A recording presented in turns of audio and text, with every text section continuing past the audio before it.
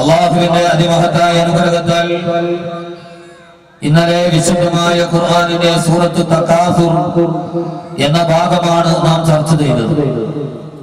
അതിന്റെ ആദ്യത്തെ പ്രധാനപ്പെട്ട 3 സൂക്തങ്ങൾ അൽഹാഖുമു തകാസുർ ഹത്താ സുറത്തുൽ മഖാബിർ, ആ 2 സൂക്തങ്ങളാണ് നാം ഇന്നലെ അതിന്റെ വിശാലമായ തലങ്ങളിൽ ചർച്ച ചെയ്തത്. ഇന്നതിന്റെ ബാക്കി ഭാഗമാണ് അവസാനത്തെ ദുആയോടുകൂടി സദസ്സ് സമാപനം കുറിക്കപ്പെടുന്നു.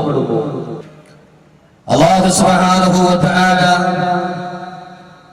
അവന്റെ വിശുദ്ധരായ പ്രവാചകന്മാരെയും ആ പ്രവാചകന്മാരുടെ കരങ്ങളിൽ വിശുദ്ധമായ വേദഗ്രന്ഥങ്ങളെയും കാലാനുസൃതമായി മാനവരാശിക്ക് മുന്നറിയിപ്പ് നൽകുവാൻ അല്ലാഹു അവതരിപ്പിച്ചു കൊടുത്തത് അല്ലാഹുവിന്റെ ഖുർആൻ തന്നെ പറയുന്നു, അതൊരു മുന്നറിയിപ്പുമായിട്ടായിരുന്നു.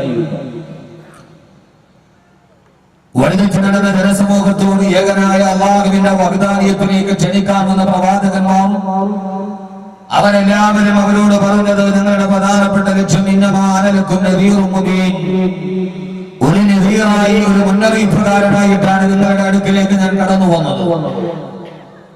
ഏകനായ അല്ലാഹുവിനെ തിരസ്കരിച്ച് പ്രകൃതിയുടെ കോപങ്ങൾ പോലും ഏറ്റുവാങ്ങുന്ന ഈ തെറ്റുകളുടെയും ദുഷ്കർമ്മങ്ങളുടെയും പാതകളുടെ നിങ്ങൾ നടന്നുപോയാൽ അനിതര സാധാരണമായ വൈഭവത്തോടെ തെറ്റുകളിൽ നിങ്ങൾ ലാഘവത്തോടെ കണ്ടുപോയാൽ സമീപഭാവിയിൽ ഈ പ്രകൃതി പോലും ഈ നാട് പോലും നിങ്ങൾക്കെതിരെ തിരിഞ്ഞു നിൽക്കുമെന്ന് നിങ്ങൾ അല്ലാഹുവിന്റെ ഏറ്റവും വലിയ ശിക്ഷകൾക്ക് പാത്രീഭൂതരാകുമെന്നവരോട് പറഞ്ഞു കൊടുക്കുവാനാണ് അല്ലാഹുവിന്റെ വിശുദ്ധരായ പ്രവാചകന്മാർ അവരുടെ പ്രഭാഷണത്തിന്റെ അവരുടെ പ്രബോധനത്തിന്റെ സമയം ചെലവഴിച്ചത്. എന്നാൽ ആ പ്രബോധകരായ പ്രവാചകന്മാരുടെ വാക്കുകളെ തിരസ്കരിച്ച് ഏകനായ അല്ലാഹു സുബ്ഹാനഹു വ തആല അവരുടെ നാവിലൂടെ തന്നെ സിദ്ധാന്തങ്ങളോട് പറഞ്ഞു കൊടുത്ത മുന്നറിയിപ്പുകളെ അവഗണിച്ച സമൂഹം അവരുടെ ജീവിതത്തിൽ അനിവാര്യമായ തിരിച്ചടികളെ നേരിട്ടിട്ടുണ്ടോ എന്ന് ഖുർആൻ അതിന്റെ വിശാലമായ ചരിത്രപദത്തോടുകൂടി നമ്മളെ ഓർമ്മിപ്പിക്കുന്നുണ്ട്. അതുകൊണ്ടായിരുന്നുവല്ലോ അല്ലാഹുവിന്റെ വിശുദ്ധമായ ഖുർആനിൽ ഭീമാകാരന്മാരായിരുന്ന ആദ് ഗോത്രത്തിന്റെയും സമൂദ് ഗോത്രത്തിന്റെയും അനിവാര്യമായ ദുരന്തങ്ങളുടെ കഥ അല്ലാഹു സുബ്ഹാനഹു വ തആല ലോകാവസാനം വരെ വരുന്ന ജനതയെ കൊണ്ട് പാരായണം ചെയ്യിപ്പിച്ചത് ആദ് ഗോത്രത്തിന്റെയും സമൂദ് ഗോത്രത്തിന്റെയും തകർച്ചകളുടെ പാഠം പഠിപ്പിച്ചുകൊണ്ട് അതിന്റെ താഴ്ഭാഗത്ത് അല്ലാഹു സുബ്ഹാനഹു വ തആല ഇന്നമാ ലക്കും നദീറും മുബീൻ ഇന്ന ഫീ ദാലിക ലദിക്റാ ലിമൻ കാന ലഹു ഖൽബുൻ വൽ കസ്മ വഹുവ ഷഹീദ്, കേൾക്കാൻ ചെവികളുള്ള, കാണാൻ കണ്ണുകളുള്ള, ചിന്തിക്കാൻ ഹൃദയമുള്ള ഒരു സമൂഹത്തിന് ഇതിലൊക്കെ ധാരാളം ഗുണപാഠമുണ്ട് എന്ന് അല്ലാഹു സുബ്ഹാനഹു വ തആല ഓരോ സമൂഹത്തിന്റെ പതനകഥയുടെ പുറകുഭാഗത്ത് എഴുതി വെച്ചത് ഇത് വായിക്കുകയും പഠിക്കുകയും ചെയ്യുന്ന സമൂഹത്തിന് അതിൽ നിന്ന് ഗുണപാഠമുണ്ടാകുവാനാണ്. യഥാർത്ഥത്തിൽ നമ്മുടെ കാരണന്മാരൊക്കെ നമ്മളെ വഴിതെറ്റി നടക്കുമ്പോൾ ഉപദേശിക്കുമ്പോൾ പറയുന്ന ഒരു വാക്കുണ്ട്, ഇതൊക്കെ ഈ ഉപദേശം കിട്ടി നീ നന്നായിട്ടില്ലെങ്കിൽ പിന്നീട് നീ ഇതെല്ലാം അനുഭവിക്കേണ്ടി വരും. എല്ലാവരും പറയുന്ന അല്ലാഹുവിന്റെ ഖുർആൻ സ്വീകരിച്ച ശൈലി, ഇതിൽ നിന്ന് നിങ്ങൾക്ക് ഗുണപാഠമുണ്ടാകാൻ കഴിഞ്ഞില്ലെങ്കിൽ പിന്നീട് നിങ്ങൾ അനുഭവിക്കേണ്ടി വരുമെന്ന ഒരു മുന്നറിയിപ്പ് നമ്മുടെ കാരണന്മാര് പോലും നമ്മളോട് പറയാറുണ്ട്, പോലെ ഈ പോക്ക് അപകടമാണ്, ഈ രീതിയിൽ പോയാൽ അവസാനം നിന്നെ സഹായിക്കാൻ ഒരാളുമില്ലാത്ത അവസ്ഥയിൽ നിന്റെ വാർദ്ധക്യകാലത്ത് നീ അനുഭവിക്കേണ്ടി വരുമെന്ന ഒരു മുന്നറിയിപ്പ് നമ്മുടെ കാരണന്മാര് പിതാക്കന്മാരോട് നമ്മോട് പറയുന്നത് പോലെയാ.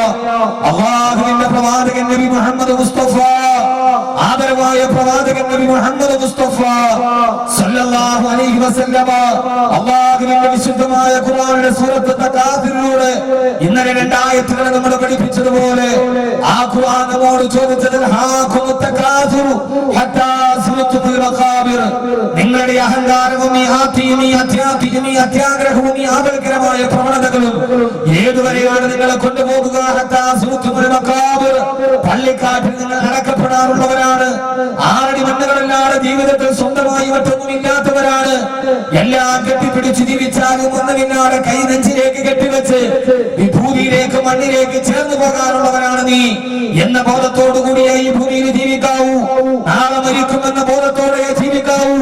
ആ ഒരു ബോധത്തോടെ ജീവിക്കാതെ അത്യാർത്ഥികളുടെ നരകട്ടങ്ങളായി നിങ്ങളുടെ ജീവിതം മാറിപ്പോയാൽ ഈ ഖുർആൻ പറഞ്ഞ പരമപ്രധാനമായ ഉപദേശത്തിൽ നിന്ന് നാളെ മരിച്ചിട്ട് മണ്ണിനടിയിൽ കിടക്കേണ്ടവരാണ് എന്ന ബോധം നിന്റെ ഹൃദയത്തിൽ നിന്ന് മാറി എല്ലാം ആസ്വദിച്ചും സുഖിച്ചും ജീവിക്കാനാണ് നിന്റെ ഭാവമെങ്കിൽ ഒരു കാരണവരെ പോലെ അല്ലാഹു പിന്നീട് മുന്നറിയിപ്പ് നൽകുകയാ.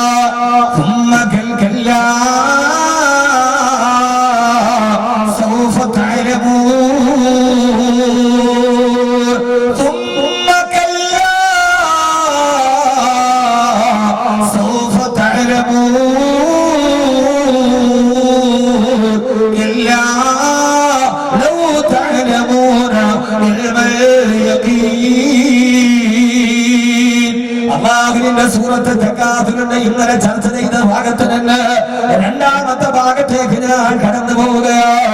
രണ്ടാമത്തെ ഭാഗം ഏകനായ അല്ലാഹുവിന്റെ മുന്നറിയിപ്പ്. ആദ്യത്തെ ഭാഗം നമ്മളോടുള്ള ഉപദേശമാണ്. ആ മരണത്തിന് മുന്നിൽ കണ്ട് ജീവിക്കണേ. ആ ഭാഗം ഇന്നലെ വിശാലമായിട്ട് ഞാൻ പറഞ്ഞു തന്നടാ. രണ്ടാമത്തെ ഭാഗം അല്ലാഹു പറയുകയാ. ആ ഉപദേശത്തെ പുറകാല് കൊണ്ട് തട്ടിമാറ്റി വീണ് തെമ്മാടിത്തരത്തിന്റെ അധപതനത്തിലൂടെ ജീവിക്കാനാണ് ഭാവമെങ്കിൽ മോനെ നീ വിചാരിച്ചതുപോലെ അവസാനിക്കുകയില്ല ഈ ലോകം. കെല്ല എന്ന് പറഞ്ഞാൽ ഒരാളുടെ മനസ്സിന്റെ ധാരണകളെ തിരുത്താൻ അറബിയിൽ ഉപയോഗിക്കുന്ന ഭാഗമാണ് കെല്ല. അങ്ങനെയല്ല നീ വിചാരിക്കുന്നതും കണക്ക് കൂട്ടുന്നതും പോലെയല്ല. നീ ചെയ്യുന്ന എല്ലാ ദുർക്കർമ്മത്തിന്റെ അനന്തരഫലം പുറകെ നീ തന്നെ അത് അനുഭവിക്കേണ്ടതാണ്. എല്ലാം നീ എന്ന് അനുഭവിച്ചു കൊണ്ടിരിക്കുകയാണ്. അത് നിന്റെ ജീവിതത്തിൽ മാത്രമല്ല, അത് നിന്റെ പ്രകൃതിയിൽ മാത്രമല്ല, എല്ലാം നിന്റെ ജീവിതത്തിൽ നീ അനുഭവിച്ചു കൊണ്ടിരിക്കുകയാ.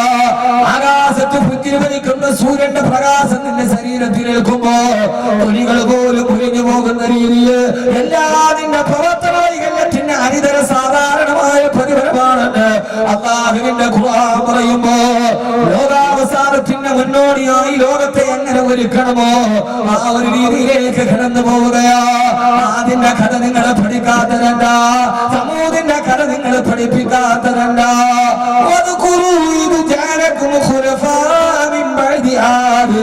وبوأكم في الأرض أتتخذون من سهولها قصورا وتنحتون من الجبال بيوتا فاذكروا آلاء الله ولا تعثوا في الأرض مفسدين. അല്ലാഹു പറയാണ്, പടച്ചറപ്പ് നിനക്ക് തന്ന അനുഗ്രഹത്തെ ഓർത്തുകൊണ്ട് ജീവിക്കണേ.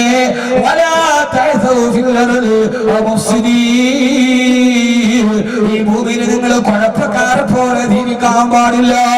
ഈ ഭൂമിയിൽ നിങ്ങൾ കുഴപ്പമുണ്ടാക്കാൻ പാടില്ല. ഏത് സമയത്ത് മനുഷ്യൻ ഭൂമിയിൽ കുഴപ്പം വിധിക്കുന്നുവോ ആ സമയത്ത് അവൻ ജീവിതത്തിൽ അനുഭവിക്കേണ്ടി വരുന്ന ക്രമാതീതമായി കുതിച്ചുയരുന്ന ചൂട്, 4 പേര് കൂടുന്നിടത്ത് വർത്തമാനമേറാ. ആരെ കണ്ടാലും ഇപ്പോൾ ആദ്യം പറയുന്നത് എങ്ങനെയുണ്ടെന്നാണ് നേരത്തെ ചോദിച്ചത്. ഇപ്പൊ നമ്മൾ ചോദിക്കുന്നത് എന്തോ ഒരു ചൂടാണ്. എവിടെ പോയാലും ഇന്ന് മലയാളി എന്നല്ല, ഓരോരുത്തരും ആദ്യം കാണുന്നത് എന്തൊക്കെയുണ്ട് വിശേഷമെന്നല്ല. അതിനു മുമ്പേ കോളർ കരട് കൊണ്ടൊന്ന് തട്ടി നാട്ടിയിട്ട് എന്തോ ഒരു വല്ലാത്ത ചൂടാ. പൊന്നുമോനെ ഏതാ ഈ ചൂടെന്ന് നിനക്കറിയുമോ? ഇമാമുന മുസ്ലിം റളിയല്ലാഹു തആല റിവായത്ത് ചെയ്യുന്ന അഹ്മദ് കബീർ അനുമാനം പറയുന്നതല്ല, ഇസ്ലാമിക ലോകത്തിന്റെ പ്രബലമായ മാനദണ്ഡ ഗ്രന്ഥമായ ഇമാം മുസ്ലിം റളിയല്ലാഹു തആല റിവായത്ത് ചെയ്യുന്ന ഒരു ഹദീസ് നിങ്ങൾക്ക് ഞാൻ പറഞ്ഞു തരട്ടെയോ? ഹബീബായ നബി മുഹമ്മദ് മുസ്തഫ സല്ലല്ലാഹു അലൈഹി വസല്ലം പറയുകയാ, സഹാബ നിങ്ങൾ ജീവിച്ചിരിക്കുന്ന കാലഘട്ടത്തിൽ ചൂട് ക്രമാതീതമായി വർദ്ധിച്ചാൽ, നിങ്ങളൊരു കാലഘട്ടം എത്തുമ്പോ ആ സമയത്ത് ചൂട് ക്രമാതീതമായി വർദ്ധിച്ചാൽ ആ സമയത്ത് നിങ്ങൾ ലോഹര നമസ്കാരത്തെ പിന്തിച്ചോളണേ. ആ സമയത്ത് നമസ്കാരം കറക്റ്റ് സമയത്ത് തന്നെ. അറിയാമല്ലോ, നമസ്കാരം കൃത്യസമയത്ത് നിർവഹിക്കേണ്ടതാ. ഇന്ന സ്വലാത്ത കാനത്ത് അലൽ മുഅ്മിനീന കിതാബൻ മൗഖൂതാ. നമസ്കാരം കൃത്യസമയത്ത് നിസ്കരിക്കണമെന്ന്. എന്നാൽ ചൂട് ക്രമാതീതമായി വർദ്ധിക്കുകയും വെളിയിലോട്ടിറങ്ങിയാൽ നിങ്ങളുടെ ശരീരത്തിന്റെ തൊലി പോലും ചുട്ടുകൊള്ളുന്നൊരവസ്ഥ വന്നാൽ നിങ്ങൾ ലോഹര നമസ്കാരത്തെ പിന്നിച്ചോട് സഹാബ. ആ ചൂട് കാരണത്താൽ ലോഹര നമസ്കാരത്തെ ആ സമയത്ത് നിങ്ങൾ നിർവഹിക്കണ്ട. ആ സമയത്ത് ലോഹര നമസ്കാരം പിന്നിക്കൽ അനുവദനീയമാണ്. ആ സമയത്ത് നിങ്ങൾ വെളിയിലിറങ്ങരുത്. ചൂട് വല്ലാതെ കൂടി നിൽക്കുന്ന സമയത്ത് നിങ്ങൾ വെളിയിലിറങ്ങരുത്. കാരണം എന്തെന്നറിയോ? ഈ ചൂട് സൂര്യന്റെ ചൂടല്ല, സുഷിരം വന്നപ്പോ ഉണ്ടായതല്ല. ശാസ്ത്രമേതൊക്കെ നിഗമനം പറഞ്ഞാലും ഇത് കമ്പനിയുടെ പുകവാതകം വന്നതുകൊണ്ട് അന്തരീക്ഷത്തിൽ പൊല്യൂഷൻ ഉണ്ടായതല്ല. അത് മാത്രമല്ല, കാരണം ഹബീബായ നബി സല്ലല്ലാഹു അലൈഹി വസല്ലം പറയുകയാ, എന്താ ഈ ചൂടെന്നറിയോ? ആ ചൂട് സഹനവാ. ഇത് നരകത്തിന്റെ ചൂടിന്റെ ഒരു ഭാഗം ഭൂമിയിലേക്ക് പതിക്കുന്നതാണ്. ചില സമയത്ത് നരകത്തിന്റെ ചൂട് ചൂട് വല്ലാതെ ചൂട് കൂടുമ്പോ അത് ഭൂമിയിലേക്ക് പതിക്കുമെന്ന് ഹബീബായ നബിയുനാ റസൂലുള്ളാഹ്. അതുകൊണ്ട് എന്റെ പ്രിയപ്പെട്ട ചെറുപ്പക്കാരാ, നരകത്തെ കുറിച്ച് പറയുമ്പോ പേടിയില്ലാതെ, സ്വർഗത്തെ കുറിച്ച് പറയുമ്പോ ആശയില്ലാതെ, ആധുനിക ലോകത്തിന്റെ അധപ്പതനത്തിലൂടെ നടന്നു പോകുന്ന പുതുതലമുറയോട് ഈ ചൂട് പോലും നരകത്തിന്റെ ചൂടാണിത് എന്നിട്ട് നബി സല്ലല്ലാഹു അലൈഹി വസല്ലം ഹദീസ് നിർത്തിയില്ല. മുസ്ലിം എടുത്ത് തുറന്നു നോക്കാൻ ഹദീസിൽ കാണാം, സഹാബാ ഒരു ദിവസം അല്ലാഹുവിനോട് നരകം ആവലാതി പറഞ്ഞു അത്രേ. ഈ ചൂടില് കേൾക്കേണ്ട വെള്ളമാണിത്. പറഞ്ഞത് തന്നെ പറയാനല്ല, സാഹചര്യം അനുസരിച്ച് പറയാനാണ് വലുത്. നരകമൊരിക്കൽ അല്ലാഹുവിനോട് പരാതി പറഞ്ഞു, അല്ലാഹുവേ. നരകം അല്ലാഹുവിനോട് പരാതി പറഞ്ഞു, നരകം അല്ലാഹുവിനോട് പരാതി പറയുമല്ലോ. നിങ്ങൾ ആരും അത്ഭുതപ്പെടുന്ന നരകം പരാതി പറയോ? അതേ ഖുർആൻ പറയുന്നത് നരകം എന്ന് പറഞ്ഞാൽ ഏതെങ്കിലും ഒരു വലിയ കുഴി കുടിച്ചിട്ട് അല്ലാഹുവിനകത്ത് കുറെ തീക്കട്ട ഇട്ടിട്ട് മനുഷ്യനെ ഇട്ടാൻ പറ്റുന്ന കുണ്ടല്ല. നരകം എന്ന് പറഞ്ഞാൽ മനുഷ്യനെ പോലെ സംസാരിക്കുന്ന ഒരു സൃഷ്ടിയാണെന്ന് അല്ലാഹുവിന്റെ വിശുദ്ധ ഖുർആൻ. നരകം എന്ന് പറഞ്ഞാൽ ഒരു വലിയ കൂടാരം ഉണ്ടാക്കിയിട്ട് അല്ലാഹുവിനകത്ത് കുറെ പാമ്പും തേളും കുറെ തീക്കട്ട ഇട്ടൊരു കുഴിയല്ല നരകം. നരകം എന്ന് പറഞ്ഞാൽ നമ്മളെ പോലെ സംസാരിക്കും. മനസ്സിലായോ? മനസ്സിലായില്ല? നിങ്ങൾ വിചാരിച്ച നരകം എന്നൊരു കുഴി കുടിച്ചിട്ട് അവിടെ ഇട്ടിരിക്കുക നല്ല.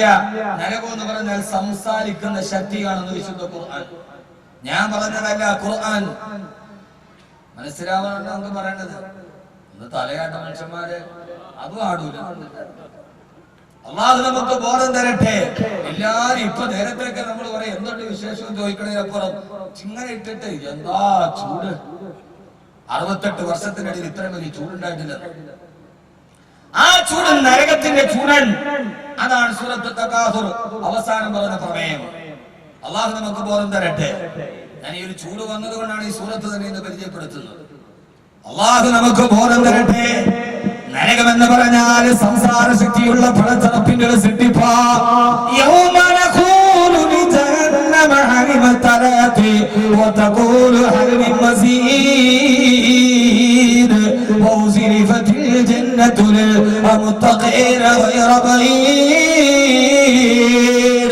അല്ലാഹു പറയുകയാ, നാളെ നരകം അല്ലാഹു നരകത്തോട് വിളിച്ചു ചോദിക്കും, നരകമേ നിന്റെ വയറ് നിറഞ്ഞോ? നരകമേ ഓ സമയത്ത് നരകം നമ്മളെ പോലെ സംസാരിക്കും അത്രേ. അല്ലാ എന്റെ വയറ് നിറഞ്ഞിട്ടില്ല. അല്ലാ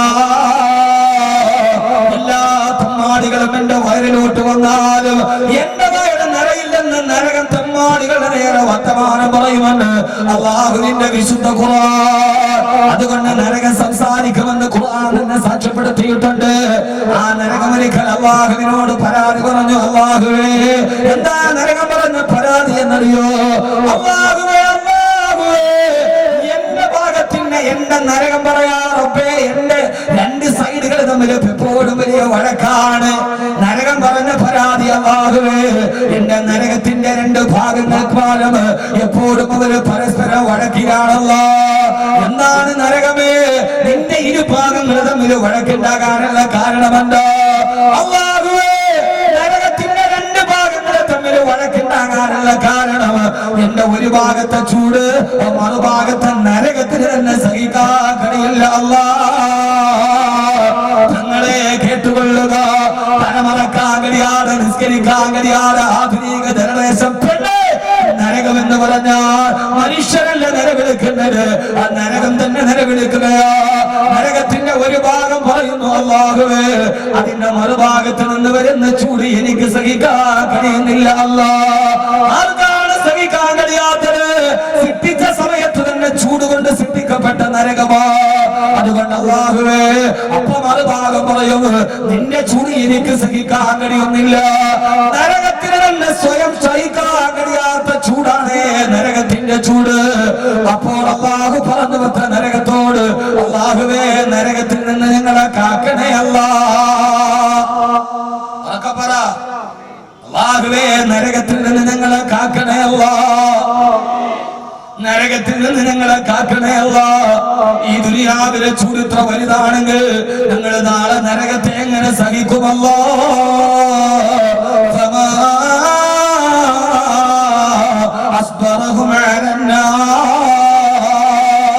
അല്ലാഹു ചോദിക്കുകയാണ്, മനുഷ്യ നരകത്തെ ക്ഷമിക്കാനുള്ള കഴിവ് നിനക്കുണ്ടോ?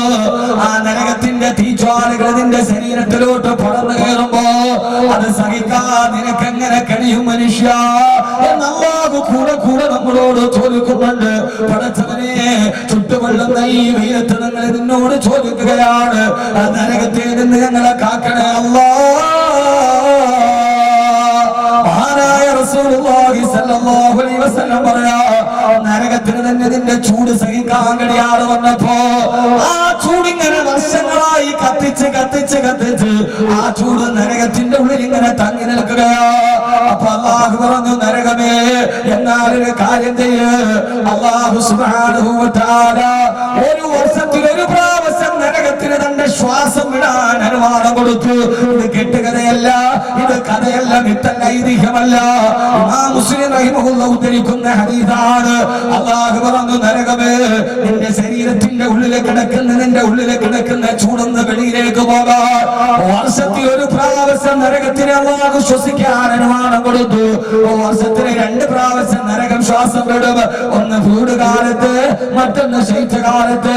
അല്ലാഹുവിന്റെ റസൂൽ പറയാ, വർഷത്തിൽ ഒരു പ്രാവശ്യം നരകം ശ്വാസം വിടുന്നുണ്ട്.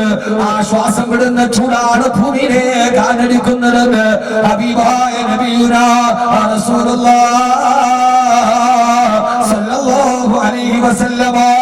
അതുകൊണ്ട് സഹോദരങ്ങളെ, നരകത്തിന്റെ ശ്വാസം വിടുന്ന ചൂടാണ് ഭൂമിയിലെ ചൂട് വർദ്ധിപ്പിക്കുന്നത്. അല്ലാഹു പറയാ, ഈ രീതിയിൽ നീ നടന്നാൽ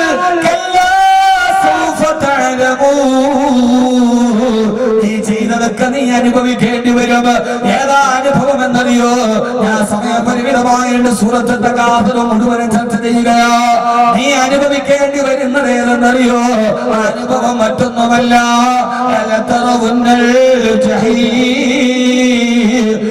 എന്ന കത്തിക്കാളുന്ന നരകത്തെ നീ നാളെ പരലോകത്ത് കാണേണ്ടി വരുമെന്ന് അല്ലാഹുവിന്റെ വിശുദ്ധ ഖുർആൻ. ഇതാണ് സൂറത്ത് തകാസുർ. നീ ചെയ്യുന്ന പ്രവർത്തനത്തിന്റെ പരിണിത ഫലം മനുഷ്യ നീ തന്നെ അനുഭവിക്കേണ്ടി വരും. ആ അനുഭവം എവിടെ? ആ അനുഭവം എവിടെയാണ്? ആ അനുഭവം ജഹീം, ജഹീം എന്ന കത്തിക്കാളുന്ന നരകമാണ്. അത് മാത്രം പറഞ്ഞു നമുക്ക് പിരിയാം. അല്ലാഹു തൗഫീഖ് നൽകി. മനുഷ്യൻ എന്ന തെറ്റിലേക്ക് നടക്കുന്നുവോ അന്ന് അല്ലാഹു മഴയെ പിടിച്ചു നിർത്തുമെന്ന് നബിയുനാ റസൂലുള്ളാഹി. അല്ലാതെ ഓസോൺ ലെയറിന് സുശീലം വീണതൊന്നുമല്ല, അത് വീഴാൻ തുടങ്ങിയിട്ട് കാലം കുറയായി. മനുഷ്യൻ എന്ന് മോശമാകുന്നുവോ അന്ന് അള്ളാഹുവിന്റെ അടുക്കൽ നിന്ന് മഴ പെയ്യിപ്പിക്കുന്നവൻ അവനാണ്.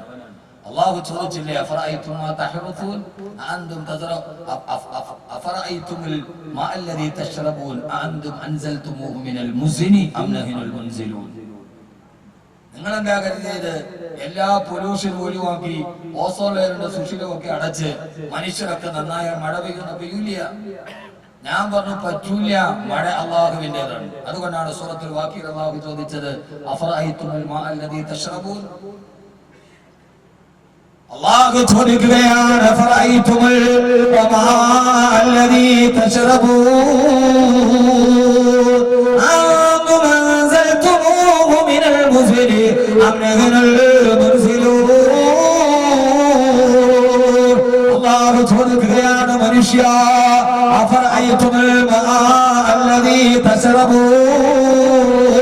നീ കുടിക്കുന്ന വെള്ളം എവിടെ നിന്നാണ് വരുന്നതെന്ന് നീ വിചാരിച്ചിട്ടുണ്ടോ? മേഘജാലകത്തിൽ നിന്ന് ആ ജലത്തുള്ളികളെ വർഷിപ്പിക്കുന്നത് ഞാനാണോ? അതല്ല, അതല്ല, നീയാണോ മനുഷ്യ? ആകാശത്ത് മഴ വർഷിക്കാതിരിക്കുന്നത്, ബിസിനസ്സുകളിലെ തടസ്സങ്ങൾ വരുന്നത്, എല്ലാ സമ്പത്തുകളുടെ കടലാഭകളോട് പിടിച്ചു വെക്കുന്നത്, അതിലൊരു തെറ്റ് ചെയ്യാത്ത സാരികങ്ങൾ പോലെ പെട്ടുപോകും. മനുഷ്യ, മനുഷ്യ, അത് നിന്റെ പ്രവർത്തനങ്ങളുടെ വൈകല്യം കാരണത്താലാണ്. ഈ തമ്മാടിത്തരം അവസാനിപ്പിക്കണേ. ഈ സൂറത്ത് തകാസുറിന്റെ ഏറ്റവും പ്രധാനപ്പെട്ട ഒരു സൂക്തം മാത്രം അതിന്റെ ആശയം പറഞ്ഞ് അവസാനിപ്പിക്കുക. ഓരോ സഹോദരങ്ങളോട് സഹോദരിമാരോട് ഖബറിലേക്ക് പോകേണ്ടതാണെന്നുള്ള ബോധത്തോട് നാളെ കത്തിക്കാളുന്ന ജഹീം എന്ന നരകം, ആ നരകമേതെന്ന് അവസാനം ഇൻഷാ അല്ലാഹ് വിശദീകരിച്ച് നമുക്ക് പഠിക്കാം. നരകത്തിന് പോകും വയമ്മിനുക്കും ഇല്ല വാരിദുഹാ കാന അലാ റബ്ബിക ഖത്മന വഖദിയാ. ആ നരകത്തിന്റെ മുമ്പിൽ ഓരോരുത്തരെയും കൊണ്ടുപോയി വെക്കുമ്പോ ഞാനത് അനുഭവിക്കേണ്ടവനാണ് റബ്ബേ, എന്റെ ജീവിതം അവസാനിക്കുമല്ലോ എന്ന ഒരു ബോധം നമ്മുടെ മനസ്സിലുണ്ടാകണേ. ആറടി മണ്ണിലേക്ക് കൊണ്ടുപോയി വെച്ച് കഴിഞ്ഞാൽ അവന്റെ ശരീരം മണ്ണിലോട്ട് ചേർന്ന് കഴിഞ്ഞാൽ അതുപോലെ അവസാനിപ്പിക്കില്ല മനുഷ്യ, അതുകൊണ്ട് അവസാനിക്കില്ല മനുഷ്യ. എനിക്കറിയോ, നമ്മൾ ഒരാളെ ഖബറിലെത്തിയിട്ട് ഖബറിലേക്ക് പോയി ഒരു 40 ദിവസങ്ങൾ ഇത് തുറന്നു നോക്കിയാൽ അവിടെ കുറെ എല്ലിൻ കഷണങ്ങളിലാണ്, മറ്റൊന്നും കാണുകയില്ല. നമ്മൾ വിചാരിക്കും ഇതോടെ അവസാനിച്ചു വന്ന്. അല്ല അല്ല, ഹബീബായ നബി സല്ലല്ലാഹു അലൈഹി വസല്ലം പറയുകയാ, അമ്മാ മുഅദ്ദബുൻ ഔ മുനഅമുൻ ഇലാ യൗമിൽ ഖിയാമ, അമ്മാ മുഅദ്ദബുൻ ഔ മുനഅമുൻ ഇലാ യൗമിൽ ഖിയാമ. ആ ഖബറിൽ കിടക്കുന്ന കാലത്തോളം ഖിയാമത്ത് നാൾ വരെ ഒന്നുകിൽ അവൻ ആ ഖബറിൽ ശിക്ഷ അനുഭവിക്കുകയാണ്, അല്ലെങ്കിൽ അവൻ ഖബറിൽ സന്തോഷത്തോടെ ജീവിക്കുകയാണ്. ഒന്നുകിൽ അവൻ ശിക്ഷ അനുഭവിക്കുന്നുണ്ട്, അല്ലെങ്കിൽ അവൻ ജീവിതത്തിൽ ചെയ്ത നന്മകളുടെ സന്തോഷം അവൻ ഖബറിൽ അനുഭവിക്കുന്നുണ്ടെന്ന് ഹബീബായ നബിയുനാ റസൂലുള്ളാഹ് സല്ലല്ലാഹു അലൈഹി വസല്ലമ. അല്ലാഹു നമുക്ക് ആ ബോധം നൽകുമാറാകട്ടെ. നമ്മുടെ ജീവിതത്തിൽ പശ്ചാത്തപിക്കാൻ അല്ലാഹുവിലേക്ക് മടങ്ങാനുള്ള അവസരമാണിത്. അല്ലാഹുവേ അല്ലാഹുവേ, മരിക്കുന്നവനാണുള്ള ബോധം ഞങ്ങൾക്ക് നൽകണേ അല്ലാഹു തൗഫീഖ് നൽകട്ടെ. എന്നിട്ട് നാളെ 6 അടി മണ്ണിൽ കിടക്കേണ്ടവനാണ്, അത് കഴിഞ്ഞ് ഞാൻ ജഹീം എന്ന നരകത്തിൽ പോകേണ്ടവനാണ് എന്ന ബോധത്തോട് നമ്മുടെ ജീവിതത്തെ നമ്മൾ ചിട്ടപ്പെടുത്തണം. അതാണ് ഈ 2 ദിവസത്തെ സദസ്സിന്റെ ഏറ്റവും വലിയ റിസൾട്ട്. ഇതോടുകൂടെ നമ്മുടെ ജീവിതത്തെ ഒന്ന് ചിട്ടപ്പെടുത്തണം. നമ്മൾ ചില സ്വഭാവങ്ങളോട് വിട പറയണം, ചില സ്വഭാവ വൈകൃതങ്ങൾ നമ്മൾ അവസാനിപ്പിക്കണം. 4 കാര്യങ്ങൾ ഉപേക്ഷിക്കണം, 4 കാര്യങ്ങൾ ജീവിതത്തിൽ അധികരിപ്പിക്കണം. ഇൻഷാ അല്ലാഹ് നമ്മുടെ വിഷയം അതാണ്. 4 കാര്യങ്ങൾ സൂറത്ത് തക്കാത്ത് നമ്മളോട് പറയാൻ 4 കാര്യങ്ങൾ ജീവിതത്തിൽ നിന്ന് ഒഴിവാക്കണം. അല്ലാഹു തൗഫീഖ് നൽകട്ടെ. ആമീൻ പറ മനുഷ്യന്മാരെ. അല്ലാഹു തൗഫീഖ് നൽകട്ടെ. അല്ലാഹു തൗഫീഖ് നൽകട്ടെ. 4 കാര്യങ്ങൾ ഒഴിവാക്കണം. തയ്യാറല്ലേ? ആണോ? 4 കാര്യങ്ങൾ വർദ്ധിപ്പിക്കണം ഇന്നു മുതൽ. ഞാൻ പറഞ്ഞല്ലോ, പ്രസംഗം കഴിഞ്ഞ് 4 കാര്യം, ആ 4 സ്വഭാവം ഒഴിവാക്കണം. പറഞ്ഞ ഒഴിവാക്കാൻ തയ്യാറല്ലേ? വീഡിയോ വലിക്കണ കാര്യമില്ലടോ, നിങ്ങൾ അകത്തോട്ട് പേടിക്കണം. വീഡിയോ വലിക്കണ്ടെന്ന് പറഞ്ഞു. വീഡിയോ വലിച്ചാൽ അപകടമാണ്. വീഡിയോ വലിച്ചാൽ പിന്നെ പുക മൂക്കിലൂടെ പോകും. മൂക്കിലൂടെ പുക പോകുന്നത് നരകവാസികളുടെ അടയാളമാണെന്ന് റസൂലുള്ളാഹി സ്വല്ലല്ലാഹു അലൈഹി വസല്ലം. ഞാൻ എവിടെയെങ്കിലും ഒരു സദസ്സ്, പിരിവൊന്നും പാടില്ല, നേരത്തെ തുടങ്ങുന്ന സദസ്സ് ഉണ്ടെങ്കിൽ എൻ്റെ ഒരു വിഷയമുണ്ട്, പുകവലി. ഞാൻ അതുമായി ബന്ധപ്പെട്ടൊരു വിഷയം തയ്യാറാക്കിയപ്പോൾ പുകവലിയുമായി ബന്ധപ്പെട്ട് 82ഓളം ഹദീസുകളാണ്. 82. വളരെ ഗൗരവത്തോടെ വലിക്കുന്നവരൊക്കെ ഉണ്ടാവും, എന്നോട് വിഷമിക്കരുത്. ആ സ്വഭാവം ഒഴിവാക്കണം. വളരെ ഗൗരവമാണ് പുകവലി. 82ഓളം ഹദീസുകൾ. എവിടെയെങ്കിലും നിങ്ങളൊരു ആരോഗ്യ സെമിനാറോ അല്ലെങ്കിൽ ഏതെങ്കിലും ഒരു പിരിവൊന്നുമില്ലാത്ത വാദങ്ങൾ വെച്ചോടി, പിരിവുണ്ടെങ്കിൽ പിന്നെ പുകവലി പറഞ്ഞ പിരിവ് കിട്ടില്ല. പുകവലി 82 ഹദീസുകൾ. 6 മണിക്കൂറുണ്ട് പ്രസംഗം പുകവലിയെ കുറിച്ച്. ഞാൻ കുറെ പുതിയ വിഷയങ്ങൾ തയ്യാറാക്കുന്നുണ്ട്, സമൂഹത്തിന് പ്രയോജനം ഉണ്ടാവും. പുകവലി, ട്രാഫിക് നിയമങ്ങൾ, ഖുർആനും ഗതാഗതവും. ഒരു 8 മണിക്കൂർ പ്രസംഗമാണ് ഖുർആനും ഗതാഗതവും. ഞാൻ നേരെ കുറച്ച് പറഞ്ഞു തന്നില്ലേ, കുട്ടികൾ പാഞ്ഞു പോകുന്നു, വണ്ടിക്കടിയിലേക്ക് കയറുന്നു, കാത്തു നിൽക്കുന്ന മാതാപിതാക്കൾക്ക് മക്കളെ നഷ്ടപ്പെടുന്നു. അവർക്കറിയില്ല ഇതിന്റെ ബേജാറ്. ട്രാഫിക് നിയമങ്ങളെ കുറിച്ച്, എങ്ങനെ ഓടണം, എങ്ങനെ സഞ്ചരിക്കണം, നമ്മുടെ കുട്ടികളെ പഠിപ്പിച്ചു കൊടുക്കണം. ഇതിന്റെയൊക്കെ മാർഗ്ഗഗ്രന്ഥം ഖുർആനാണ്. അതുകൊണ്ട് നമ്മുടെ ജീവിതത്തിൽ മാറ്റേണ്ട കുറെ ശീലങ്ങളുണ്ട്. ആ ശീലങ്ങൾ അല്ലാഹു മാറ്റാൻ തൗഫീഖ് നൽകി അനുഗ്രഹിക്കട്ടെ. മാറ്റാൻ തൗഫീഖ് നൽകി അനുഗ്രഹിക്കട്ടെ. ശീലങ്ങൾ മാറ്റാൻ വലിയ പാടാണ്. മാറ്റേണ്ട ശീലങ്ങൾ ഞാൻ പറഞ്ഞുതരാം. നമ്മൾ ഒന്നിനെ അഡിക്റ്റായി പോയാൽ, ഇന്ന് നമുക്ക് ജീവിതത്തിൽ മാറ്റി വെക്കാൻ പറ്റാത്തൊരു സാധനമാണ് ഈ സാധനം. ഇത് നമ്മൾ അഡിക്റ്റാണ് അല്ലെ? ഇതിപ്പോ ഒഴിവാക്കാൻ പറ്റിയ പക്ഷെ ഞാനിപ്പോ ദുആ പടച്ചോൻ എനിക്ക് തിരിക്കായിരുന്നെങ്കിൽ പിന്നെ ഈ സംഘാടകർ വിളിക്കണോണ്ട് ഭാര്യ വിളിക്കണോണ്ട് കടന്ന് വിളിച്ചോണ്ടിരിക്കും. പ്രത്യേകിച്ച് വാതിലും മലപ്പുറത്തൊക്കെ പോയ ഒരാഴ്ച കഴിഞ്ഞ പോലെ അപ്പൊ പിന്നെ ഭാര്യ വിളിച്ചിട്ട് എടുത്തില്ലെങ്കിൽ പിന്നെ അത് മതി. നിങ്ങളൊന്ന് ആലോചിച്ചൊക്കെ ഏത് പള്ളിയുടെ മുകളിൽ കയറിയാലും ഫ്രണ്ടിൽ എഴുതി വെച്ചിട്ടുണ്ട് മൊബൈൽ ഫോൺ സ്വിച്ച് ഓഫ് ചെയ്യുക. എത്ര പേരുടെ സ്വിച്ച് ഓഫ് ചെയ്യുന്നവർ ഇല്ല? ഞാനൊരു ഉദാഹരണം പറയാം. മൊബൈൽ ഫോൺ സ്വിച്ച് ഓഫ് ചെയ്യും. ആരുടെ സ്വിച്ച് ഓഫ് ചെയ്യുന്നവർ? അപ്പൊ നമ്മളതെടുത്ത് വൈബ്രേറ്റ് സൈലന്റ് മോഡിലാണ് സ്വിച്ച് ഓഫ് ചെയ്യും. ആരെങ്കിലും അപ്പൊ നമ്മൾ അതെടുത്തിട്ട് നേരെ സൈലന്റ് മോഡ് വൈബ്രേറ്റ് മോഡിലാക്കും, പോക്കറ്റ് ഇടും. നിസ്കരിക്കാൻ വേണ്ടി കൈ കെട്ടി അല്ലാഹു അക്ബർ പറഞ്ഞ് സർവ്വ ചിന്തയും മാറ്റി അൽഹംദുലില്ലാഹി റബ്ബിൽ ആലമീൻ ഫാത്തിഹ ഓതി അൽഹാഖു മുത്തഖാദിർ ഹത്താ സുറുത്തുൽ മഖാബിർ എത്ര ഉന്നൽ ജഹീം കത്തിക്കാളുന്ന ജഹീമിനെ നരകത്തെ മുന്നിൽ കണ്ട് ഇഖ്ലാസോടെ നിസ്കരിക്കുമ്പോഴാണ് വൈബ്രേറ്റ് മോഡാണെന്ന്. അപ്പൊ കോള് വരും പോക്കറ്റ്. അപ്പൊ നമ്മൾ വിചാരിക്കും പടച്ചോനെ നേരത്തെ വിളിക്കാന്ന് പറഞ്ഞ ആളാണോ അവനായിരിക്കോ? അള്ളാഹുവിന്റെ അടുക്കൽ നിന്ന് ചിന്ത മാറി ചിന്ത നേരെ ദുനിയാവിലേക്ക് പോകും. തീർന്നോ നിസ്കാരം? എന്നാൽ ഒന്ന് സ്വിച്ച് ഓഫ് ചെയ്താൽ ഒരു ഇല്ല. പക്ഷെ സ്വിച്ച് ഓഫ് ചെയ്യാൻ പറ്റില്ല. ചില ആളുകൾ പിന്നെ എന്ത് ചെയ്യുന്നറിയോ, ഇത് നേരെ എടുത്തിട്ട് സുജൂദിയുടെ ഭാഗത്ത് ഇട്ടിടല. എന്നിട്ട് കൈ കെട്ടി അവർ നിസ്കരിച്ച് നേരെ സുജൂദി റുക്കൂയിൽ പോകുമ്പോ അപ്പൊ കോള് വരും. കോള് വരുമ്പോ അതിന്റെ ഡിസ്പ്ലേ എന്ന് പറഞ്ഞാൽ മുസല്ലയുടെ വലിപ്പം ഉണ്ടാവും. ആ വലിപ്പത്തിലുള്ള മുസല്ലി ഡെസ്ക്ടോപ്പിൽ ഏതായാലും 2 ഫോട്ടോ ഇല്ലാത്ത ആരാ ഉള്ളത്? ഒന്നുകിലും മക്കളുടെ ഉണ്ടാവും, വലിയുടെ ഭാര്യയുടെ ഉണ്ടാവും, അവനാന്റെ ഭാര്യ അല്ലെങ്കിൽ അയലോക്കക്കാരുടെ ഭാര്യയുടെ ഫോട്ടോ അതുമേലുണ്ടാവും. ആ ഫോട്ടോ ഒരു കോള് വരുമ്പോ ആ ഫോട്ടോ ഇങ്ങനെ ഡിസ്പ്ലേയിൽ തെളിഞ്ഞ് കാണും. റുക്കൂയിൽ നിൽക്കണവും കാണും അവന്റെ കണ്ടാട്ടിയാണ്. അവന്റെ നിസ്കാരവും ബാത്തിലാകും. വലതുഭാഗത്തേക്കണവനും പോകും, ഇടതുഭാഗത്തേക്കണവനും സുബ്ഹാനല്ലാഹി അലീം ഉപയോഗം എന്ന് പറയുമ്പോഴാണ് നല്ലൊരു പെണ്ണ് ചിരിച്ചോണ്ടിരിക്കുന്ന ഫോട്ടോ ഇങ്ങോട്ട് വരണത്. ഇതിനിപ്പോ ഏതറിയില്ല നോക്ക്. അതുകൊണ്ട് അവന്റെ നിസ്കാരവും ബാത്തിലായി, ഇടതുഭാഗത്തേക്ക് രണ്ടവന്റെ നിസ്കാരവും ബാത്തിലായി. ഞാൻ പറഞ്ഞത് നിസ്കരിക്കുന്ന ഒരു 5 മിനിറ്റ് പോലും ഇതൊന്ന് സ്വിച്ച് ഓഫ് ചെയ്യാൻ പറ്റാത്ത രീതിയിൽ നമ്മൾ ഇതിന് അഡിക്റ്റായി കഴിഞ്ഞു. പുകവലിയേക്കാൾ അഡിക്റ്റായി കഴിഞ്ഞു. തറാവി നിസ്കരിക്കാൻ നമ്മളെ കൊണ്ട് ഇനിയുള്ള കാലത്ത് തറാവി ഗ്ലാസ് നിസ്കരിക്കില്ല. 4 റക്അത്ത് കുടുംബം നമ്മൾ നോക്കും. ഇതൊരു വലിയ അപകടമാണ്. നമ്മുടെ നരകത്തിലേക്ക് നാം കണ്ടുപിടിച്ച നമ്മുടെ പുരോഗതികൾ നമ്മളെ നരകത്തിലേക്ക് അടുപ്പിക്കുകയാണ്. അള്ളാഹു ചിന്ത തരട്ടെ, അള്ളാഹു ചിന്ത തരട്ടെ. അതുകൊണ്ട് ഞാൻ വാരി വലിച്ചു അത് പറയാനല്ല, അതൊക്കെ ഞാൻ നിർത്തി. ജീവിതത്തിൽ പ്രയോജനകരമായ ചില വാക്കുകൾ. ഈ സ്വഭാവം മാറ്റിയില്ലെങ്കിൽ 6 അടി മണ്ണിൽ നീ കിടക്കില്ല. ഒരു കാര്യം ഉറപ്പാണ്, 40 ദിവസം കഴിഞ്ഞ് തുറന്നു നോക്കിയാൽ അവിടെ എല്ലാം കാണില്ല. ആളുകൾ വിചാരിച്ചു ഇതോടെ തീർന്നല്ലോ. മുത്തുനബി പറയുകയാണ്, കബറടക്കപ്പെട്ട മനുഷ്യൻ ഒന്നുകിൽ അയാൾ ജീവിതത്തിൽ ശിക്ഷ അനുഭവിക്കുന്നുണ്ട്, അല്ലെങ്കിൽ ആ കബർ അയാൾ സുഖിക്കുന്നുണ്ട്. രണ്ടാണെന്ന് ഉറപ്പാണ്. അള്ളാഹു നമ്മളെ സുഖിപ്പിക്കട്ടെ, അള്ളാഹു നമ്മളെ സുഖിപ്പിക്കട്ടെ എല്ലാവരുടെയും. എന്നാൽ യഥാർത്ഥത്തിൽ കബറിൽ വെച്ചാൽ മരിക്കാതെ പോലെ ജീവനോടെ ഇരിക്കുന്ന ആളുകളുണ്ട്, ഇല്ലേ? ശരീരം അഴുകാറെ കഫൻ തുണി പൊതിഞ്ഞതുപോലെ കബറിരിക്കുന്ന ആളുകളുണ്ട്. കബറും ജഹീമുമാണ് തൗറത്ത് തകാസുറിന്റെ പ്രധാനപ്പെട്ട പ്രമേയം. ബഹുമാനപ്പെട്ട അങ്ങനെയുള്ള ആളുകളുണ്ട്. എന്തേ നിങ്ങൾക്ക് ചിന്തിക്കാൻ കഴിയുന്നില്ലേ? ഹബീബായ നബി മുഹമ്മദ് മുസ്തഫ, ഹബീബായ നബി മുഹമ്മദ് മുസ്തഫ സല്ലല്ലാഹു അലൈഹി വസല്ലമ, പ്രവാചകൻ സല്ലല്ലാഹു അലൈഹി വസല്ലമ പറയാ, ആ മനുഷ്യനൊരു മനുഷ്യന്റെ കഥയുണ്ട്, ലോക ചരിത്രത്തെ വിസ്മയിപ്പിച്ച മാനസിക പരിവർത്തനത്തിന്റെ കഥ. എന്റെ സഹോദരങ്ങളെ, നിങ്ങൾക്കൊന്ന് മാറിക്കൂടെ? ഈ ജീവിതത്തിന്റെ സ്വഭാവ വൈകല്യങ്ങളെ മാറ്റിക്കൂടെ? മാറ്റിവെക്കാൻ പറ്റും. പെണ്ണ്, കള്ള്, പൊന്ന്, പലിശ, ഫിത്തിന, ഫസാദ്, ഏഷണി, പരദൂഷണം എന്ന് വേണ്ട, ജീവിതത്തിലെ സർവ്വവൃത്തികേടുകൾ നമ്മുടെ മനസ്സുകളെ സ്വാധീനിക്കുന്നു. നിർത്തണ്ടേ സഹോദരങ്ങളെ?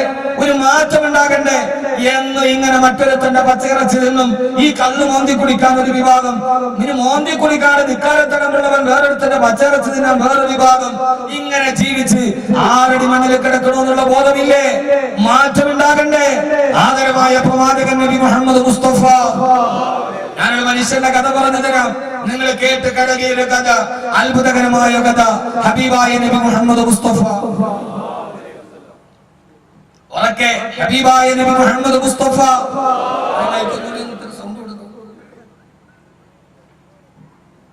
അവനവൻ വിചാരിച്ചാലും കഴിയും, ആര് വിചാരിച്ചാലും കഴിയും. വേറൊരാൾ ഉപദേശിക്കേണ്ട വാപ്പ. ഈ അടുത്ത സമയത്ത് കാസർഗോഡ് പൃഥ്വിരാജ് കല്യാണത്തിന് ഉദ്ഘാടനം ചെയ്യാൻ പോയപ്പോ കാസർഗോഡ് പെണ്ണുങ്ങൾ പൃഥ്വിരാജിന്റെ കൂടെ നിന്ന് സെൽഫി എടുത്തു. വലിയ വിവാദമായി. എല്ലാ വാദന്മാരും അതിനെതിരെ പ്രസംഗിച്ചു. കാസർഗോഡ് പെണ്ണേന്ന് വിളിച്ച് ഞാൻ മാത്രം മിണ്ടിയില്ല, ദുഃഖമാനനുസരിച്ച് പ്രസംഗിച്ചില്ല. എന്തുകൊണ്ടെന്നറിയാവോ? പൃഥ്വിരാജ് വന്നപ്പോൾ ആ പൃഥ്വിരാജിന്റെ കൂടെ എടുത്തിരുന്ന് സെൽഫി എടുത്ത പെണ്ണുങ്ങൾ, സുന്ദരി ചെറുപ്പക്കാരികൾ എന്നെ അത്ഭുതപ്പെടുത്തിയില്ല. കാരണം ഒരു പെണ്ണ് പൃഥ്വിരാജ് ഇപ്പൊ ഈ സദസ്സിലോട്ട് പൃഥ്വിരാജ് വന്നു എന്ന് വിചാരിക്കട്ടെ, ഈ നിൽക്കണതിൽ ഒരു 10 പെണ്ണുങ്ങളെങ്കിലും കൂടെ വന്ന് സെൽഫി എടുക്കും. അപ്പൊ നിങ്ങൾ വാക്കവിയെ മറക്കും, വാത് മറക്കും, കബർ മറക്കും, ഇല്ലേ? മുഴുവനും തന്നെ ഒരു 10 എണ്ണമെങ്കിലും കൂടെ വന്നിട്ട് എടുക്കും, ഉറപ്പാണ്. കാരണം അവർ കാണാൻ ആഗ്രഹിച്ചതിന് ഒരു അപ്രതീക്ഷിതമായി മുമ്പിൽ കാണുമ്പോ ആർക്കും മനസ്സ് പെട്ടെന്ന് മാറിപ്പോകും.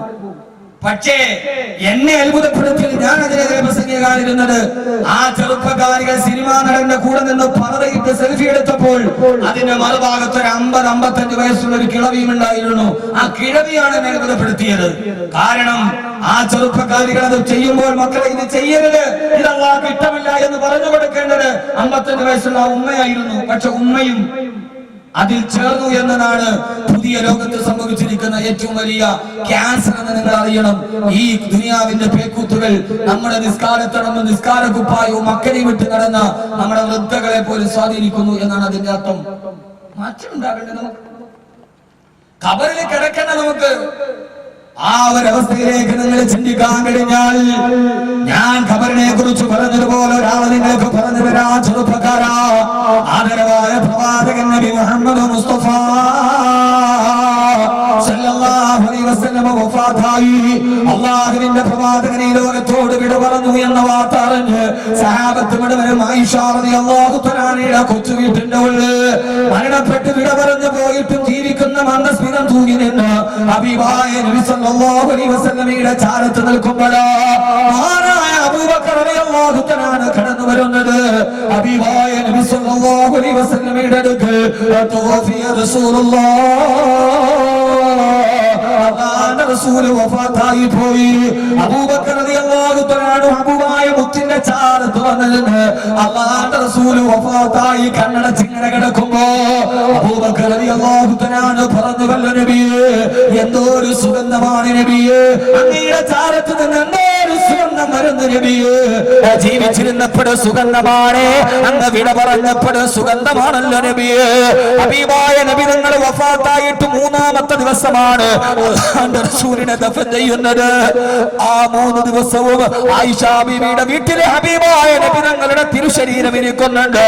പക്ഷേ നമ്മളൊക്കെ മരിച്ചാൽ 10 മണിക്കൂർ കഴിഞ്ഞാൽ ദുർഗന്ധം വരുമെങ്കിൽ 3 ദിവസം തുടർച്ചയായിട്ട് ആയിഷ ബീവിയുടെ വീട്ടില് ഹബീബായ നബി തങ്ങളുടെ തിരുശരീരം ഇരിക്കുമ്പോ അബൂബക്കർ റളിയല്ലാഹു തആല വന്നിട്ട് പറയാ, യാ റസൂലല്ലാഹ്, എന്തോ ഒരു സുഗന്ധമാണ് നബിയേ, ഈ ശരീരത്തിന് എന്തോ ഒരു സുഗന്ധമാണ് യാ റസൂലല്ലാഹ്.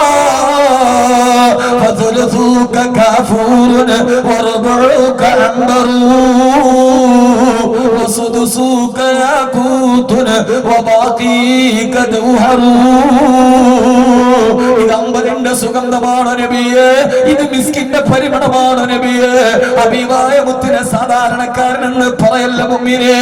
30-72 മണിക്കൂർ ഇരുന്നിട്ട് ആ ശരീരത്തിലെ അമ്പലിന്റെ മണം വിട്ടുമാറിയിട്ടില്ല. പരിമളത്തോടുകൂടി മുത്തുനബി സഹാബത്തിന്റെ മുമ്പിൽ നിവർന്നു കിടക്കുമ്പോ ഓടി വന്നില്ല മോനെ. മഹാനായ ഉമർ ഇബ്നുൽ ഖത്താബ് റളിയല്ലാഹു തആല കടന്നു വന്നിട്ട് ഹബീബായ മുത്തിന്റെ വഫാത്തായി കിടക്കുന്ന മുത്തുനബിയുടെ ചാരത്ത് വന്ന് നിന്ന് അല്ലാഹുവിന്റെ റസൂലിന്റെ മുഖത്തേക്ക് തുറിച്ചു നോക്കി. എന്നിട്ട് ആരോ പറഞ്ഞു, ഉമറേ, തൂഫിയ റസൂലുള്ളാഹ്, അല്ലാഹുവിന്റെ ഹബീബ് വിട പറഞ്ഞു ഉമറേ. ആ സമയത്ത് തന്നെ അരപ്പട്ടയിൽ ചൂരിക്കിടന്ന വാളെടുത്ത് ഊരി പിടിച്ചിട്ട്, ആരാണടാ എന്നെ ഹബീബ് മുത്ത് വഫാത്ത എന്ന് പറഞ്ഞത്? ആ പറഞ്ഞവന്റെ കരുത്ത് ഞാൻ വെട്ടിയെടുക്കുമെന്ന് ഒരു വാൾ വീശുമ്പോ നിങ്ങൾ ചിന്തിച്ചിട്ടുണ്ടോ? ഏത് വാൾത്തലപ്പാണെന്ന്? ആ വാൾത്തലപ്പും ചുരട്ടിക്കൊണ്ടാണ് മക്കയിലൂടെ ഒരു മുഹമ്മദിന്റെ തല ഞാൻ എടുക്കുമെന്ന് പറഞ്ഞ് ചുരട്ടിയ വാൾത്തലപ്പാട്. ആരുടെ തലയെടുക്കുമെന്ന് പറഞ്ഞ വാളാണോ? ആ വാളം പിടിച്ചിട്ട് ആരെത്താൻ വെട്ടിയെടുക്കാമെന്ന ആ തലയുടെ ഉടമസ്ഥൻ മരിച്ചെന്ന് കേട്ടപ്പോ, വഫാത്തായെന്ന് കേട്ടപ്പോ, എന്റെ ഹബീബായ മുത്ത് വഫാത്തായെന്ന് ആരെങ്കിലും പറഞ്ഞാൽ അവന്റെ തല ഞാൻ വെട്ടിയെടുക്കുമടോ. ഖത്താബിന്റെ മകൻ ഉമർ എന്ന് പറയുന്ന വീരശൂര പരാക്രമി ആത്മനിയന്ത്രണം നഷ്ടപ്പെട്ടു വെല്ലുവിളിക്കുമ്പോ ചാരത്തേക്കൊന്നെടുക്കാൻ കഴിയാട്. ഇത് ചരിത്രത്തിന്റെ സമ്മോഹന മുഹൂർത്തമാ. ഈ അടുത്ത സമയത്ത് പ്രസംഗിച്ചപ്പോ കേരളത്തിന്റെ ഒരു സാഹിത്യകാരൻ ഈ സംഭവം പറഞ്ഞിട്ട് പറയാ, എനിക്ക് ഉമറിനെ പോലെ മനസ്സിന് പിടികിട്ടാത്തൊരു വ്യക്തിത്വമില്ല. ആരാ പറയുന്നത്? മലയാള സാഹിത്യത്തിന്റെ ഉപാധ്യക്ഷന. ഉമർ വല്ലാത്തൊരു ശരീരമാണ്, ഉമർ വല്ലാത്തൊരു സംഭവമാണ്. എനിക്ക് ഉമറിന്റെ വ്യക്തിത്വത്തെ ഉൾക്കൊള്ളാൻ കഴിഞ്ഞിട്ടില്ല. ആരുടെ തലവെട്ടാൻ ഒരു പിടിച്ച ആളുമായി പോയോ ആ ശരീരത്തിൽ നിന്നിട്ട് കോപാകുലനായി പറയുമ്പോ അബൂബക്കർ റളിയല്ലാഹു തആല ചാരത്തേക്ക് അടുത്തു വന്നില്ല. മുഅ്മിനീങ്ങളെ, ഉമറിന്റെ തോളിലേക്ക് കൈ വെച്ചിട്ട് ഉമറേ, ഓ ഉമറേ, വല്ലാഹു റസൂൽ തൂഫിയ റസൂലുള്ളാഹ്, അല്ലാഹുവിന്റെ റസൂൽ വഫാത്തായ ഉമറേ. ആ സമയത്തിന് കൊച്ചുകുട്ടിയെ പോലെ ഉമർ റളിയല്ലാഹു അൻഹു പിന്നെ നെഞ്ചകത്തേക്ക് തന്നെ മുഖത്തേക്ക് വെച്ച് പൊട്ടിക്കരഞ്ഞിട്ട് ഉമർ ചോദിച്ചല്ലോ, ഹബീബായ മുത്ത് നമ്മളെ വിട്ടു പോയോ അബൂബക്കറേ? പോയി ഉമറേ. എന്നിട്ട് ഉമർ റളിയല്ലാഹു തആല പിന്നെ മുമ്പിലാണ് ഹബീബായ നബി സല്ലല്ലാഹു അലൈഹി വസല്ലമയുടെ തിരുശരീരത്തിന്റെ മുമ്പിൽ വെച്ചിട്ടാണ് അബൂബക്കർ റളിയല്ലാഹു തആല പ്രസംഗം നടത്തിയത്. മൻ കാന യഅബുദു മുഹമ്മദൻ ഫഇന്ന മുഹമ്മദൻ ഖദ് ومن كان يعبد الله فإن الله حي لا يموت. മുഹമ്മദിനെ ആരെങ്കിലും ആരാധിച്ചിരുന്നതെങ്കിൽ മുഹമ്മദ് നബി വഫാത്തായി.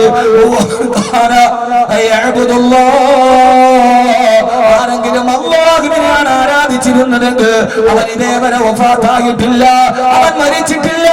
അവൻ ഹയ്യാണ്, ഖയ്യൂമാണ്, സമീആണ്, ബസീറാണ്. ഞാൻ ഈ ചരിത്രം പറയുന്നത് ഉമറിനെ മനസ്സിലാക്കാനാ.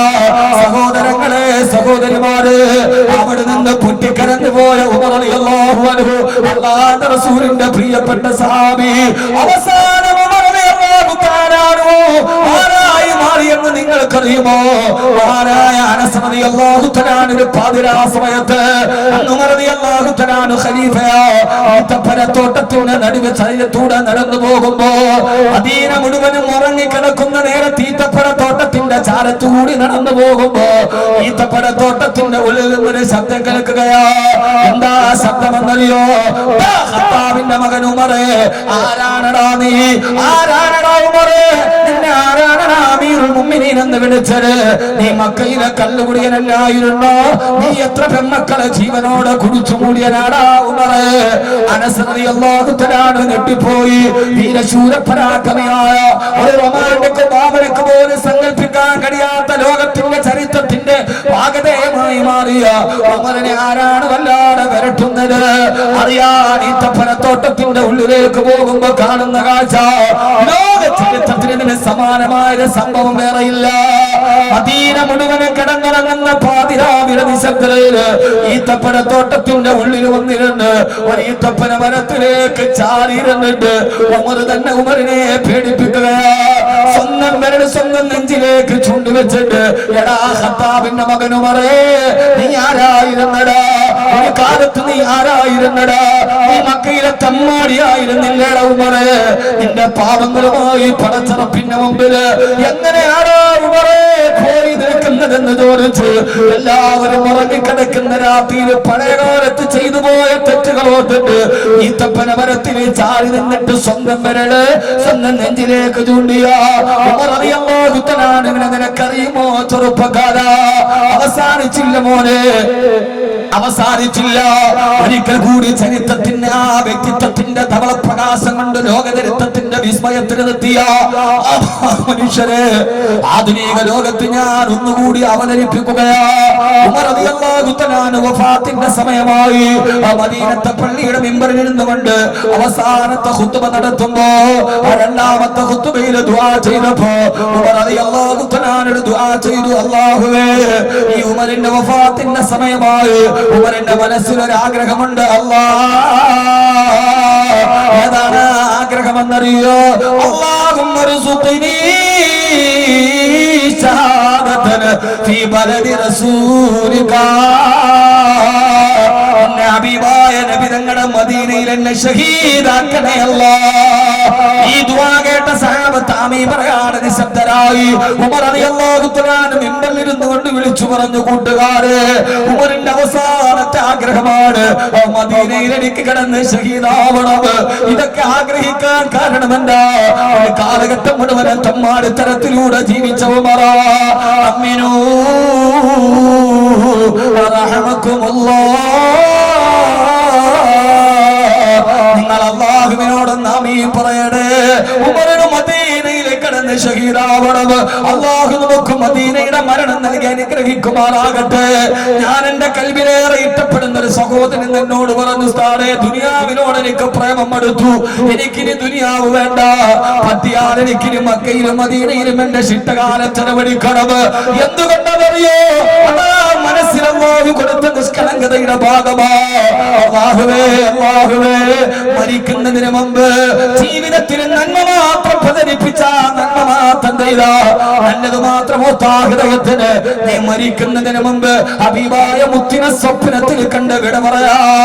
ഹബീബായ നബി നിങ്ങൾ വരുന്നു സ്വർഗത്തിലേക്കെന്ന് ചോദിച്ചതുപോലെ, ഉസ്മാൻ റളിയല്ലാഹു അൻഹുവിനോട് ചോദിച്ചതുപോലെ ആ വിളി കേട്ട് അവസാനമാക്കി വെത്ത് നന്നായി വിട പറയാൻ നീ തൗഫീഖ് നൽകണേ അല്ലാഹ്. ഏറ്റവും വലിയ ആഗ്രഹമാണ് മദീന. സഹാബത്ത് പറഞ്ഞു, ഉമറേ, ഞങ്ങൾ ആമീൻ പറയില്ല, കാരണം നിന്റെ ദുആ നടക്കില്ല ഉമറേ. മദീനയിൽ ഒരാൾക്ക് ഷഹീദാവാൻ പറ്റില്ല, കാരണം മദീന ഹറമാണല്ലോ, ഹറമിന് യുദ്ധം ഹറാമാണല്ലോ. യുദ്ധം നടന്നാലല്ലേ രക്തസാക്ഷിയാവാൻ പറ്റൂ. ഹറമിൽ വെച്ച് പിതാവിന്റെ കൊലപാതകയെ കണ്ടാലും യുദ്ധം ചെയ്യാൻ അനുവദനീയമല്ല. അതുകൊണ്ട് ഒരാൾക്കും ഷഹീദാവാൻ മദീനയിൽ കഴിയില്ല. പക്ഷേ ചെറുപ്പക്കാരാ, ആഗ്രഹത്തിന് അതിർവരമ്പുകളില്ലല്ലോ. ഇത് ജൂവല്ലറിക്കാരന്റെ പരസ്യമല്ല, ഉമർ റളിയല്ലാഹു അൻഹുവിന്റെ ജീവിതമാണ്. ആ ഒരൊറ്റ ആഗ്രഹം കൊണ്ട് അല്ലാഹു ഷഹീദാവാ ഭാരം കൊടുത്തത്. ഷഹീദ് എന്ന് പറഞ്ഞാൽ യുദ്ധത്തിന് മരിക്കുന്നവൻ മാത്രമല്ല ഷഹീദ്. 5 വിഭാഗം ആളുകൾക്ക് ഷഹീദിന്റെ മരണമാണ്. 5 വിഭാഗം ആളുകൾക്ക് ഷഹീദിന്റെ മരണമാണ്. ഒന്ന് അൽ വയറിനെ രോഗം ബാധിച്ച് ആമാശയത്തിന് ക്യാൻസർ വന്നിട്ട് മരിക്കുന്നവരില്ലേ, അവര് അവര് ഷഹീദിന്റെ മരണമാണെന്ന് നബി മുഹമ്മദ് മുസ്തഫ. രണ്ടാമത് വെള്ളത്തിൽ വീണ് മുങ്ങി മരിച്ചു പോയ ആളുകൾ, അവർക്കും ഷഹീദിന്റെ പ്രതിഫലമോ. മൂന്നാമത് കെട്ടിടം ഇടിഞ്ഞ് വീണിട്ട് കെട്ടിടത്തിന്റെ അവശിഷ്ടത്തിൽ കുടുങ്ങി മരിച്ചു പോകുന്നവർ. അതുകൊണ്ടാണ് ഹജ്ജിന് വേണ്ടി പോയപ്പോ ഹറമിൽ അപകടം നടന്നപ്പോ മരിച്ചുപോയ പാലക്കാട്ടുകാരി ഉമ്മനെ കുറിച്ച് ഞാൻ നടത്തിയ പ്രസംഗം യൂട്യൂബിലേറാണ്ട് വാട്സപ്പിൽ 10 മണിക്കൂർ കൊണ്ട് 4,80,000 പേര് കേട്ടൊരു പ്രഭാഷണമുണ്ട് മുമ്മില. ആ പെണ്ണ് ഷഹീദാണ് ഞാൻ പ്രസംഗിച്ചപ്പോ ഇമാം ബുഖാരിയുടെ ഹദീസാണ്. അല്ലാഹുവേ, ഈ അടുത്ത സമയത്ത് മരിച്ചുപോയ മുഅ്മിനാണ് ഭർത്താവ് ഇസ്മായിൽ സാഹിബ് എന്നെ വിളിച്ചിട്ട് പറഞ്ഞു, ഉസ്താദ്, ആ പ്രസംഗം കേട്ടത് കൊണ്ട് കാണാൻ ആഗ്രഹിക്കുകയാ. എന്റെ ഭാര്യക്ക് വേണ്ടി ആത്മാർത്ഥമായിട്ട് സദസ്സിൽ ദുആ ചെയ്തത് നിങ്ങളാ, ഒന്ന് കാണണമെന്ന് പറഞ്ഞ അദ്ദേഹം പല പ്രാവശ്യവും വിളിക്കാറുണ്ട്. മുഅ്മിനാണ് ഭർത്താവ് ഇസ്മായിൽ, അല്ലാഹു എല്ലാവിധ റഹ്മത്തും കൊടുക്കട്ടെ. പൊന്നുമോനെ, അതുപോലെ ഷഹീദാകുന്നതാ. ഞാനൊരു ഹദീസ് പറഞ്ഞു തരട്ടെ. നബി തങ്ങൾ പറയാ, ഏതെങ്കിലും ഒരു പെണ്ണ് പ്രസവത്തോടെ മരിച്ചു പോയാൽ അവൾ കുഞ്ഞിനെ ആറ്റുനോട്ട് കണ്ടിരുന്നവൾ പ്രസവിച്ചു. ആ പ്രസവത്തോടുകൂടി അല്ലെങ്കിൽ പ്രസവം കഴിഞ്ഞവളുടെ നിഫാസിന്റെ രക്തം നിലക്കുന്നതിന് മുമ്പ് ഒരു പെണ്ണെങ്ങാനും മരിച്ചു പോയാൽ ഷഹീദാ, അവരും രക്തസാക്ഷിയുടെ പ്രതിഫലമുള്ളവളാ. പ്രസവത്തോടെ മരിച്ച എത്ര സഹോദരിമാരുണ്ട്. ആ പ്രസവത്തിന്റെ രോഗത്തിന്റെ അവസ്ഥയിൽ മരിച്ചവരുണ്ട്. അല്ലാഹു അവർക്കെല്ലാം കൊടുക്കുന്നത് വലിയ പ്രതിഫലമാ. ഷഹീദിനൊക്കെ പറയാൻ സമയമില്ലല്ലോ. ഷഹീദിന്റെ പ്രതിഫലം മരിക്കുന്ന സമയത്ത് സ്വർഗം കണ്ടേ മരിക്കൂ. അവരിൽ വെച്ചാൽ ശിക്ഷയില്ല. സ്വർഗത്തിന്റെ ഏറ്റവും ആദ്യത്തെ മനസ്സിൽ എത്തിച്ചേരുന്നവരാ. അതുകൊണ്ട് ഷഹീദ് എന്ന് പറഞ്ഞാൽ രക്തസാക്ഷികൾ മാത്രമല്ല, കുത്തേറ്റ അല്ലാഹുവിന്റെ മാർഗത്തിന്റെ പേര് പടച്ചറപ്പിന് വേണ്ടി ജീവിച്ചതിന്റെ പേര് ഒരാൾ കുത്തേറ്റ് മരിച്ചാൽ അവന് ഷഹീദാ.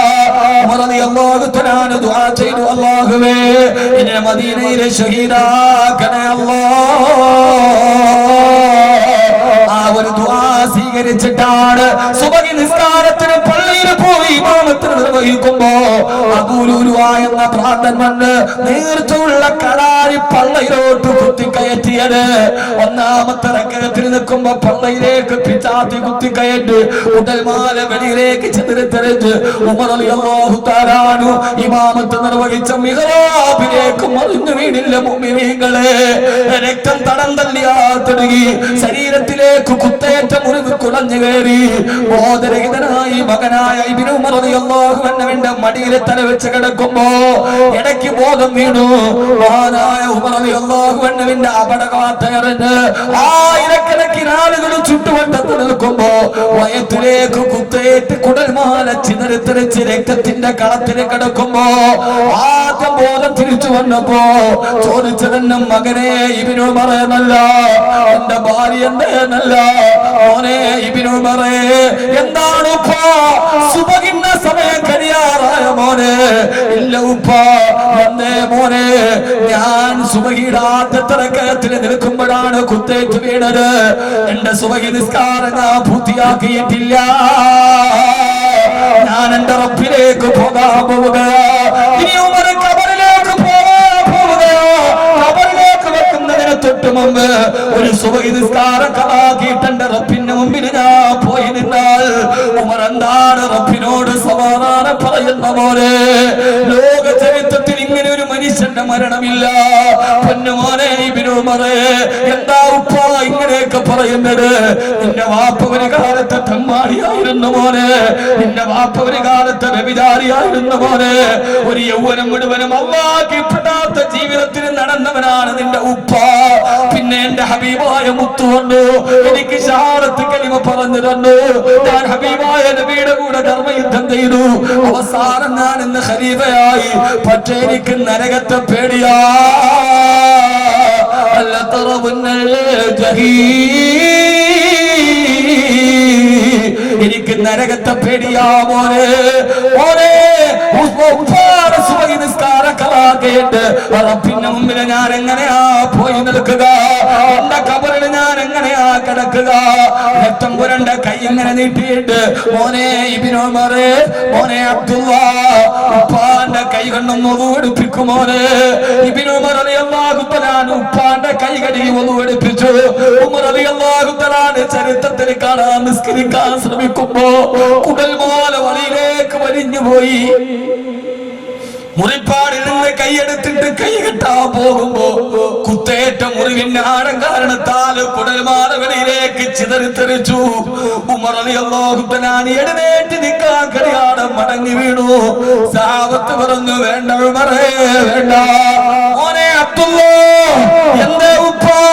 ആയിഷ റളിയല്ലാഹു അൻഹയുടെ വീട്ടിൽ പോയിട്ട് ഹബീബായ നബിയുടെ ഖബറിന്റെ തൊട്ടടുത്ത് എനിക്കൊരു 6 അടി സ്ഥലം തരുമോ എന്ന് അനുവാദം ചോദിക്കും മോനെ. അവിടെയാണ് എന്റെ കൂട്ടുകാര് കിടക്കുന്നത് മോനെ. ആയിഷ ബീവിയോട് അനുവാദം ചോദിക്കണം. പിടിച്ചെടുത്തില്ല ഖലീഫ, ആക്രമിച്ചു വാങ്ങിച്ചില്ല ഖലീഫ. അല്ലാഹുവിന്റെ റസൂലിന്റെ ഭാര്യയോട് ചോദിക്കേ. കാരണം എന്തെന്നറിയോ? അല്ലാഹുവിന്റെ റസൂൽ സല്ലല്ലാഹു അലൈഹി വസല്ലമ, ഞാൻ ഇതൊക്കെ പറയുന്നത് പലരും കരയുന്നുണ്ട്. എന്തിനെന്നറിയോ? നമ്മുടെ കൽബൊന്ന് ശുദ്ധമാകാനാണ്. സ്റ്റേജിലിരിക്കുന്നവരും കരയുന്നു, കേൾക്കുന്നവരും കരയുന്നു, പറയുന്നവരും കരയുന്നു. വല്ലാഹി ഇതൊന്നും ഞാനൊരു പ്രകടനത്തിന്റെ പേരിലല്ല. നമ്മുടെ ജീവിതത്തിന്റെ കൽബിങ്ങനെ കഴുകി ശുദ്ധിയാക്കണം. അധിക കാലമൊന്നും നമുക്കിനി ഈ ഭൂലോകത്ത് ജീവിതമില്ല. ഇറങ്ങിപ്പോയവൻ തിരിച്ചു വരുമോ എന്നറിയില്ല. ഇന്നലെ ഞാൻ കോട്ടക്കൽ നടന്ന അപകടത്തെ കുറിച്ച് പറഞ്ഞല്ലോ. എത്ര സുന്ദരമായിട്ടാണ് മരണം കാൽക്കുലേറ്റ് ചെയ്തത്. ഞാൻ ഇബ്രാഹിം സാഹിബിനോട് വീട്ടിലിരുന്നിട്ടത് പറയും. എന്നോട് ചോദിച്ചു, ഉസ്താദേ എങ്ങനെയാ മരണം ഇങ്ങനെ കാൽക്കുലേറ്റ് ചെയ്തത്? ഇന്നോവ പാഞ്ഞു വരുന്നു, ഓവർടേക്ക് ചെയ്യാൻ വേണ്ടി തീരുമാനിക്കുന്നു. ഓവർടേക്ക് ചെയ്ത് കണ്ടെയ്നർ ലോറിയും ഇന്നോവയും ഒരേ ദിശയിലെത്തുന്നു. ആ കണ്ടെയ്നർ ലോറി ഹമ്പിലോട്ട് കയറുന്നു. ലോറിയുടെ മുകളിൽ കിടക്കുന്ന ടൺകണക്കിന് ഭാരമുള്ള കണ്ടെയ്നർ നേരെ മറിയുന്നു. ഇന്നോവയുടെ മുകളിലേക്ക് ഒരു ഓട്ടോറിച്ച പോലെ തകർന്ന് തരിപ്പണമാകുന്നു. മോനെ, നഷ്ടപ്പെട്ടത് ആർക്കെന്നറിയോ? ഒരു പാടം 3 മക്കളാണ്, ജേഷ്ഠാനുജന്മാരായ 3 മക്കളാണ് മയ്യത്തായിട്ട് വീട്ടിലേക്ക് പോയത്. 4 മക്കളെ ഉള്ളൂ. 4ാമത്തെ മോൻ അതീവ ഗുരുതരാവസ്ഥയില. അനിയനെ യാത്രയേക്കാൻ പോയ 3 ജേഷ്ഠന്മാർ മയ്യത്തായി വീട്ടിലെത്തി. അവിടെ രണ്ടുപേരുടെ ഭാര്യമാര് പരിപൂർണ ഗർഭിണികളാണ്. ആ വാർത്ത വായിച്ചിട്ട് ഞാൻ ഇബ്രാഹിം സാഹിബിനോട് പറഞ്ഞ മരണ വീടിന്റെ അവസ്ഥ ഒരാൾക്കും മറ്റൊരാളെ ആശ്വസിപ്പിക്കാൻ കഴിയില്ല. ഏറ്റം ഭരിച്ചാൽ അനിയന്റെ ഭാര്യ ആശ്വസിപ്പിക്കണം. അനിയന്റെ ഭാര്യ എന്ത് പറഞ്ഞിട്ടാണ് ആശ്വസിപ്പിക്കുക? മരണ വീട്ടിലൊന്ന് ആശ്വസിപ്പിക്കാൻ പോലും കഴിയാതെ മരണം ഇങ്ങനെ കൺമുമ്പിൽ വരുമ്പോ എന്നിട്ട് നമ്മുടെ ജീവിതത്തിൽ ഒരു മാറ്റവും സംഭവിക്കുന്നില്ലല്ലോ പെങ്ങളെ, ഒരു മാറ്റവും സംഭവിക്കുന്നില്ലല്ലോ. ഉമർ റളിയല്ലാഹു തആല പറഞ്ഞ ആയിഷ, അതിനൊക്കെ വേണ്ടിയാണ് ഞാൻ ഈ വാദ പറയുന്നത്. അൽഹംദുലില്ലാഹ് 200 സദസ്സിൽ വന്ന ചെറുപ്പക്കാരെ കഥ പറഞ്ഞല്ലോ. അവരൊന്നും പതിൽ പല ആളുകളും ജീവിതത്തിൽ നിസ്കാരം എന്തെന്നറിഞ്ഞത് ഈ വിനീതന്റെ വാദ കേട്ടിട്ടാ. അവർ അല്ലാഹ് പള്ളിക്കകത്ത് കയറി വിളിക്കാൻ തുടങ്ങിയത് ഈ വാദ കേട്ടിട്ടാ. ഇത് കേട്ടിട്ട് ഇറങ്ങുമ്പോഴും എനിക്ക് തോൽപ്പിക്കാനും ജയിക്കാനും എനിക്ക് ആഗ്രഹമില്ല. വല്ലാഹി പടച്ച റബ്ബിനെ തന്നെ സത്യം. എന്റെ സഹോദരങ്ങളുടെ ചെറുപ്പക്കാര മനസ്സിലൊരു മാറ്റം ഉണ്ടാകണം. ഹബീബായ നബി തങ്ങൾ വഫാത്ത് എടുത്തപ്പോൾ അലി റളിയല്ലാഹു അൻഹുവിനെ കണ്ടു, അലിയേ നിന്നെ ഞാൻ കണ്ടില്ലായിരുന്നെങ്കിൽ എന്റെ പൊന്നുമോൾക്ക് ഇത്രയും നല്ലൊരു ഭർത്താവിനെ കിട്ടുമായിരുന്നില്ലല്ലോ അലിയേ. അലി റളിയല്ലാഹു തആല പൊട്ടിക്കരഞ്ഞു. മറുഭാഗത്ത് ഉസ്മാൻ റളിയല്ലാഹു തആല നിൽക്കുന്നുണ്ട്. ഉസ്മാനെ, നിനക്ക് ഞാൻ എന്റെ മോളെ സൈനബിനെ വിവാഹം ചെയ്ത് തന്നു ഉസ്മാൻ. മദീനത്തെ പള്ളി കണ്ട ചരിത്രം എന്തൊക്കെയാണ്. മിമ്പറിൽ ഇരുന്നിട്ട് വഫാത്തിന് തൊട്ട് മുമ്പ് എന്റെ സൈനബ് മരണപ്പെട്ടു പോയി. രണ്ടാമത് എന്റെ റുഖിയെ നിനക്ക് ഞാൻ വിവാഹം ചെയ്തു തന്നു ഉസ്മാനെ. അവള് മരിച്ചു പോയാൽ മുഹമ്മദിന് എത്ര പെൺമക്കളുണ്ടെങ്കിലും അവരെല്ലാം നിനക്ക് ഞാൻ വിവാഹം ചെയ്ത് തരും ഉസ്മാൻ. എനിക്ക് നീ അത്രയേറെ പ്രിയങ്കരനാണ് ഉസ്മാൻ. ഉസ്മാൻ റളിയല്ലാഹു തആല പൊട്ടിക്കരഞ്ഞു, നബിയേ ഇതൊരു വിടവാണ് പ്രസംഗം പോലെ ഇന്നല്ല നബിയേ. അപ്പോഴാണ് ഇടതുഭാഗത്തും വലതുഭാഗത്തും അബൂബക്കർ റളിയല്ലാഹു തആല നിൽക്കുന്നത് കണ്ടത്. രണ്ടുപേരെയും ഒരുമിച്ച് ചേർത്ത് തന്റെ ഇടതുഭാഗത്തേക്ക് നിർത്തിയിട്ട് അവരെ തോളിലേക്ക് കൈയിട്ടിട്ട് പറഞ്ഞു, അബൂബക്കറേ ഉമറേ, എന്താണ് നബിയേ? വഹകദാ യദ്ഖുലു സാലിസാനി ഫിൽ ജന്നാ. ഇതേപോലെയാണ് നമ്മൾ മൂന്നുപേര് സ്വർഗത്തിൽ നിൽക്കുന്നത് അബൂബക്കറേ ഉമറേ. ഇത് കണ്ണുനീര് ഒരാളെ പറയാനും കേൾക്കാനും കഴിയില്ല. തന്റെ ജീവിതത്തിന്റെ പ്രതിസന്ധികളെ തനിക്ക് കാവലായിരുന്നവരെ ചേർത്ത് പിടിച്ചിട്ട് പറഞ്ഞു, അബൂബക്കർ ഉമറേ, വഹകദാ യദ്ഖുലു സാലിസാനി ഫിൽ ജന്നാ. ഇതുപോലെയാണ് നമ്മൾ മൂന്നുപേര് സ്വർഗത്തിൽ നിൽക്കുന്നത് ഉമറേ റളിയല്ലാഹു തആല അൻഹു. ആ ഒരു ഓർമ്മയുള്ളത് കൊണ്ടാണ് അബൂബക്കർ റളിയല്ലാഹു തആല പറഞ്ഞത്, ഖബറിൽ കിടക്കുമ്പോൾ സ്വർഗത്തിൽ എങ്ങനെ നിൽക്കുന്നവോ അതേപോലെ ഖബറിൽ കിടക്കണം. ആയിഷ ബീവിയോട് അനുവാദം ചോദിക്കൂ. ആയിഷ ബീവി അനുവാദം കൊടുത്തു. ഉമർ റളിയല്ലാഹു തആല നിന്നെ മയ്യത്ത് കുളിപ്പിക്കുന്നതിനുള്ള അവസ്ഥകളിലോട്ട് കടന്നു പോവുകയാണ്. മരണമാസന്നമാവുകയാണ്. ഉമ്മന്റെ മകന്റെ മടിയിൽ തല വെച്ചിട്ട് പറഞ്ഞു, മോനെ ഇബ്നു ഉമറേ, എന്താണ് ഉപ്പ? നിന്റെ ഉപ്പാന്റെ മയ്യത്ത് കുളിപ്പിക്കും ആ വെള്ളത്തിൽ കർപ്പൂരം ചേർക്കരുത് മോനെ. വെറും പച്ച വെള്ളം കൊണ്ട് ഉപ്പാന്റെ മയ്യത്ത് കുളിപ്പിക്കാവൂ. അതെന്റെ ഉപ്പ? കർപ്പൂരം കലത്തിയ വെള്ളം കൊണ്ടൊന്നും കഴുകാൻ പറ്റിയ ശരീരമല്ല നിന്റെ വാപ്പയുടെ ശരീരം. ഇതൊരു കാലത്ത് കള്ളുപോന്നിയ ശരീരമാണ്. ഇതൊരു കാലത്ത് സുന്ദരി പെണ്ണുങ്ങളുടെ ചാരത്ത് കിടന്ന ശരീരമാണ് അബ്ദുല്ലാ. അതുകൊണ്ടൊരു നിസ്സാരക്കാരനായിട്ട് ഉമർ മരിച്ചു പോകട്ടെ, നിന്റെ വാപ്പ വിട പറഞ്ഞു പോകട്ടെ. ഈ ഒരു അവസ്ഥയിൽ വിട പറഞ്ഞു പോയി ഉമർ റളിയല്ലാഹു അൻഹു. ആയിഷ ബീവിയുടെ വീടിന്റെ തൊട്ടടുത്ത് ആ റൗളയുടെ ചാരത്ത് കബറടക്കപ്പെട്ടു. സയ്യിദുനാ ഉമർ ഇബ്നുൽ ഖത്താബ് റളിയല്ലാഹു തആല അൻഹു. എന്തിനാ ഞാൻ ഇത് പറഞ്ഞത്? തീർന്നില്ല, ചരിത്രം തീർന്നില്ല. ഉമർ റളിയല്ലാഹു തആലയെ കബറടക്കിയിട്ട് വർഷങ്ങൾ പലത് കഴിഞ്ഞു റൗളയുടെ നവീകരണം എത്തി. റൗള വിശാലമാക്കാൻ ആ ഭാഗം മുഴുവൻ കുഴിച്ചു മാന്തിയപ്പോ, മണ്ണ് മാറ്റിയപ്പോ മൺവെട്ടി പോയി ശരീരത്തിൽ തൊട്ട് ആ ഭാഗത്ത് തന്നെ രക്തം പൊട്ടി ഒലിക്കാൻ തുടങ്ങി. കുഴിവെട്ടുന്ന ആളുകൾ മണ്ണ് മാന്തി നോക്കിയപ്പോ ജീവനുള്ള മനുഷ്യന്റെ കാല് പോലെ ഒരു കാല് കണ്ടു. ആ കാലിൽ നിന്ന് രക്തം ഇങ്ങനെ തടം തന്നെയാ തുടങ്ങുകയാ. ആളുകൾ പരിഭ്രാന്തരായി. രാജാധികാരികൾ ഓടി വന്നു. ആയിരക്കണക്കിന് ആളുകൾ ഓടി വന്നു. ഈ കാലാരുടേതാണ്? അടുത്ത കാലത്ത് മറവ് ചെയ്യപ്പെട്ടതല്ല. മറവ് ചെയ്യപ്പെട്ടിട്ടും ശരീരമൊന്ന് ചുളുങ്ങാട് പുഴുവൊന്ന് തൊടാട് ജീവനുള്ള കാലിൽ നിന്ന് രക്തം വരുന്നത് പോലെ ഈ രക്തം വരുന്ന കാലാരുടേതാണ്. ആളുകൾ പലരും പറഞ്ഞു ഇന്നാളുടേതാ ഇന്നാളുടേതാ. അവസാനം അവിടെ ജീവിച്ചിരിക്കുന്ന ഏറ്റവും പേരുള്ള സഹാബിയായ സഹാബിയെ കൊണ്ടുവന്നു. ആ സഹാബിയോട് ചോദിച്ചു ഈ കാലാരുടേതാണ് നിങ്ങൾക്ക് പരിചയമുണ്ടോ? ആ സഹാബി ആ കാലിലേക്ക് നോക്കിയിട്ട് പറഞ്ഞു ഈ കാലാരുടേതെന്നറിയോ?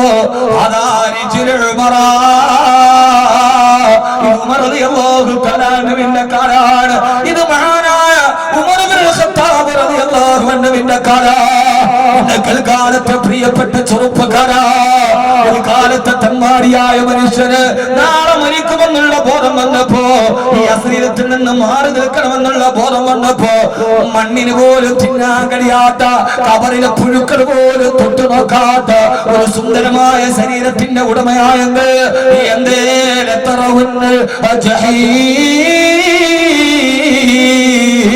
നാളെ നരകത്തിൽ പോയി കിടക്കണമെന്നുള്ള ബോധത്തോടുകൂടി എന്തേ നിങ്ങളുടെ ജീവിതത്തിൽ നന്നാവാത്തതെന്താ? അല്ലാഹു തൗഫീഖ് നൽകട്ടെ. ആമീൻ പറ. ഉമറിന് നന്നാവാമെങ്കിൽ പിന്നെ എന്തുകൊണ്ട് നമുക്ക് ആയിക്കൂടാ? അതുകൊണ്ട് നാളെ 6 അടി മണ്ണിൽ എന്നെയും നിന്നെയും കിടത്തുമെന്ന് ബോധ്യമുണ്ട് എങ്കിൽ 4 കാര്യങ്ങൾ ജീവിതത്തിൽ ഒഴിവാക്കണം. അല്ല ഞാൻ മരിക്കൂല, ഞാൻ അവസാനം വരെ ഇവിടുത്തെ രാജാവായിട്ടുണ്ട് എന്ന് ബോധമുണ്ടെങ്കിൽ നിനക്ക് തോന്നില്ല എന്നെ മയം മരിക്കൂല, എന്റെ മുകളിൽ ഇനി ആരാ വരുന്ന അസ്രായിലും വരില്ല എന്ന ഒരു മൂഢസ്വർഗത്തിലാണ് നീയെങ്കിൽ നിനക്കാവാം. അതല്ല 6 അടി മണ്ണിൽ കിടക്കുമെന്ന ബോധ്യമുണ്ടെങ്കിൽ 4 കാര്യങ്ങൾ ജീവിതത്തിൽ നിന്ന് ഒഴിവാക്കണം. അല്ലാഹു തൗഫീഖ് നൽകട്ടെ. ആമീൻ പറ മനുഷ്യന്മാരെ. ഞാൻ ആ 4 കാര്യം പറഞ്ഞാൽ എന്ത് ഇനി ജീവിതത്തിൽ ചെയ്യാൻ പാടില്ല. ചെയ്യുവോ? ഇത്രയും നിങ്ങൾക്ക് കബറ് കേട്ടിട്ട് മനസ്സിലാവണില്ല. ഇല്ല എന്ന് പറയാൻ പറ്റുള്ളത് പിന്നെ ഇപ്പൊ ആരോടാ പറയാ? 4 കാര്യങ്ങൾ ഞാൻ പറഞ്ഞാൽ അത് ഒഴിവാക്കണം. കഴിയും, നമ്മളെ കൊണ്ട് കഴിയും. കഴിയാത്തതൊന്നുമില്ല. ഉറപ്പിച്ചവരെന്ന് കൈവക്കി 4 കാര്യം പറഞ്ഞു നിങ്ങളുടെ ജീവിതത്തിൽ നിന്ന് ഒഴിവാക്കും. അൽഹംദുലില്ലാഹ്. താഴ്ത്തി ഈ നാട് നന്നായി. ഇനി നാട് മദീന. ആ 4 സ്വഭാവം ഒഴിവാക്കി. അല്ലാഹു തൗഫീഖ്. 1, ഞാൻ പറഞ്ഞല്ലോ 2 മണിക്കൂർ കഴിഞ്ഞ് നമ്മൾ പിരിയുമ്പോ സമയത്തിരിയായി എനിക്ക് ധൃതിയുണ്ട്. അവസാനം നമ്മുടെ ദുആയും കഴിഞ്ഞിട്ട് എല്ലാവരും ഒത്തിരി ഒന്നും പറയണ്ട, ഇത്തിരി പറഞ്ഞാൽ മതി. ശുജായി ചോദിച്ചതുപോലെ ബുദ്ധി കൂർമ്മതയുള്ളവർക്ക് അല്പം മാത്രം പോരെന്ന്. ബുദ്ധി കൂർമ്മതയുള്ളവർക്ക് അല്പം മതി. ജീവിതത്തിൽ ഇതൊരു വഴിത്തിരിവാണ്. ഇന്നൊരു തീരുമാനമെടുക്കണം, ഇതെന്റെ ജീവിതത്തിൽ ഉണ്ടാവില്ല. 1, 4 കാര്യങ്ങൾ ഒഴിവാക്കണം, 4 കാര്യങ്ങൾ വർദ്ധിപ്പിക്കണം. ശ്രദ്ധ ചെയ്തൂടെ? ഒന്ന് സഹകരിക്കുകയും നമ്മൾ 2 ദിവസം ബാധുരം വന്നിട്ട് ഞാൻ ഈ തൊണ്ട വിട്ട് വിളിച്ചിട്ട് എന്താ കാര്യമുള്ള, എന്റെ ആരോഗ്യം പോകുന്നല്ലാതെ. ഇത് നമ്മുടെ ജീവിതത്തിൽ ചെയ്താൽ ഈ 2 ദിവസം നമ്മൾ വന്നതിന് ഇരുന്നതിന് പോയതിന് വലിയ തൗഫീഖ് കിട്ടും. 1 പറയുമ്പോ അത് മാറ്റാൻ പറ്റൂല എന്ന് പറയരുത്. ആദരവായ റസൂലുള്ളാഹി സ്വല്ലല്ലാഹു അലൈഹി വസല്ലം പറയുകയാ, നാളെ ഖബറിൽ പോയി കിടക്കണം, നാളെ നരകത്തെ കാണാനുള്ളവരാ എന്ന ബോധം ഏതെങ്കിലും ഒരാൾക്കുണ്ടെങ്കിൽ അവൻ ജീവിതത്തിലെ 4 സ്വഭാവങ്ങളോട് വിട പറയണം. 1, അൽ കദിബു, കള്ളം പറയാൻ പാടില്ല. 1, കള്ളം പറയാൻ പാടില്ല. അൽ കദിബു, അവന്റെ ജീവിതത്തിൽ നിന്ന് കള്ളത്തെ ഒഴിവാക്കി മാറ്റി നിർത്തണം. വെറുതെ ആവശ്യമില്ലാത്ത കള്ളങ്ങൾ പ്രചരിപ്പിക്കരുത്. ഇപ്പൊ തെരഞ്ഞെടുപ്പ് കിടക്കുന്ന കാലമാണ്. ആരധികാരത്തിൽ വരട്ടെ, നമുക്കത് പ്രശ്നമല്ല. പക്ഷെ അല്ലാഹു നമുക്ക് ഖൈറായ ഭരണാധികാരികൾക്ക് അല്ലാഹു വിജയം നൽകുമാറാകട്ടെ. അതുമായി ബന്ധപ്പെട്ട് കള്ളങ്ങൾ, പച്ചക്കള്ളങ്ങൾ പറയാൻ പാടില്ല. കാരണം ഇത് 5 വർഷം കൊണ്ട് അവസാനിക്കുന്ന ജീവിതമല്ല, ഇത് കാലാകാല ജീവിതത്തിലേക്ക് നടക്കാനുള്ളതാണ്. അതുകൊണ്ട് പെണ്ണുങ്ങളെ പച്ചക്കള്ളം പറയാൻ പാടില്ല. പറയണ കള്ളത്തിന് വല്ല അർത്ഥമുണ്ട്? ചുമ്മാ അങ്ങോട്ട് പറയാം. ഇടയ്ക്ക് കബറിൽ കിടക്കണമെന്ന് ബോധമില്ല കുട്ടിയെ. അതാരെ കുറിച്ചാ? തങ്ങളെ കുറിച്ചാണേലും വേണ്ടൂല, മുരിയാരെ കുറിച്ചാണേലും വേണ്ടൂല, ആചാരെ കുറിച്ചാണേലും വേണ്ടൂല, നാട്ടുകാരെ കുറിച്ചിട്ടാണെങ്കിലും വേണ്ടൂല, വീട്ടുകാരെ കുറിച്ചിട്ടാണെങ്കിലും വേണ്ടൂല, നന്നായിട്ട് ജീവിക്കുന്ന പെണ്ണുങ്ങളെ കുറിച്ചിട്ടാണെങ്കിലും വേണ്ടൂല. പച്ചക്കള്ളം പറയാം. ഇന്ന് വാട്സപ്പും ഫേസ്ബുക്കും നമുക്ക് നൽകിയതാണ് കള്ളം. ഈ കള്ളം പറയാനുള്ള കാരണം ഏതാണ്? രണ്ടാമത് ഒഴിവാക്കേണ്ട സ്വഭാവം അൽ ഹസദു, അസൂയ ഒഴിവാക്കണം. അസൂയ ഒഴിവാക്കണം. കാരണം എന്താ? അൽ ഹസദു യഅകുലുൽ ഹസനാതി കമാ യഅകുലുൻ നാറു ഹതബാ. വിറകിനെ തീ തിന്നുന്നത് പോലെ ഹസദ് നിന്റെ നന്മയെ ഇല്ലാതാക്കി കളയും. ചെയ്യുന്ന നന്മയെല്ലാം മേശണിയും പരദൂഷണവും പറഞ്ഞ് തിന്നു കഴിഞ്ഞാൽ പിന്നെ കബറിൽ പോയാ നിനക്ക് ഏത് സൽക്കർമ്മമാണ് ബാക്കിയുണ്ടാവുക? പെങ്ങളെ സഹോദരങ്ങള്, ഒറ്റ വാക്കിന് ഞാൻ ഓർമ്മിപ്പിക്കുകയാ, ഒന്ന് കള്ളം പറയരുത്, രണ്ട് ഹസദ് അസൂയ പാടരുത്. മോന് അന്നബീമാ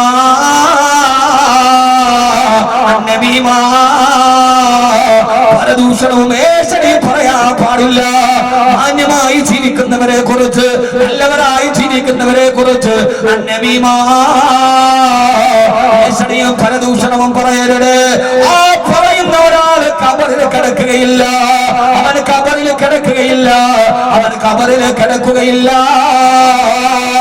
മഹാനായ ഇബ്നു അബ്ബാസ് റളിയല്ലാഹു അൻഹു പറയാ, ഞങ്ങൾ ഒരിക്കലും ഹജ്ജിന് വേണ്ടി പോകുമ്പോ ആ ഹജ്ജ് സംഘത്തിലുണ്ടായിരുന്ന ഒരാൾ മരണമടഞ്ഞു. അയാൾ മരണമടഞ്ഞ ആളെ ഇഹ്റാമിന്റെ വസ്ത്രം ധരിച്ചിരിക്കവേ മരിച്ചുപോയി. അയാളെ ഞങ്ങൾ കൊണ്ടുപോയി കബറെടുക്കാൻ കബറ് കുടിച്ചു. ആ കബറ് കുടിച്ചപ്പോ കബറ് കുഴിച്ചിട്ടതിലേക്ക് മയ്യത്തെടുക്കു വെക്കാൻ പോയപ്പോ ആ കബറിൽ പാമ്പുകൾ ഇങ്ങനെ തല നീട്ടി നിൽക്കുകയാ. എന്റെ മോളെ, ഇത് കഥയും ഐതിഹ്യവും ഒന്നുമല്ല, ഹദീസ് ഗ്രന്ഥങ്ങളെ വിവരിച്ചതാ. പാമ്പുകൾ ഇങ്ങനെ പണം വിടത്തി ആടുകയാണ്, അതിൽ നിന്ന് തീ ഇങ്ങനെ ആളിക്കത്തുകയാ. ഞങ്ങൾ ആ മയ്യത്തവിടെ വെക്കാൻ കഴിയാതെ അടുത്ത കബറ് കുടിച്ചു. ആ കബറ് കുടിക്കുമ്പോഴും അതിൽ പാമ്പുകളും തീനാളങ്ങളും മാറിപ്പടരുകയാ. മൂന്നാമത്തെ കബറ് കുടിച്ചു. ആ മൂന്നാമത്തെ കബറിലും പാമ്പുകളും തീനാളങ്ങളുമാ. ഞങ്ങൾ ആ കബറ് കുടിച്ചു മടുത്തപ്പോ ഈ മനുഷ്യനെ കബറടക്കാൻ കഴിയാതെ മഹാനായ അബൂ ഹുറൈറ റളിയല്ലാഹു അൻഹുവിന്റെ അടുക്കൽ വന്നിട്ട് പറഞ്ഞു, മഹാനവറുകളെ, ഈ മനുഷ്യനെ കബറടക്കാൻ പോകുമ്പോ തീനാളങ്ങളും പാമ്പുകളും കാണുകയാ. മഹാനവറുകൾ പറഞ്ഞു, നിങ്ങൾ അവിടെ കബറടക്കുക.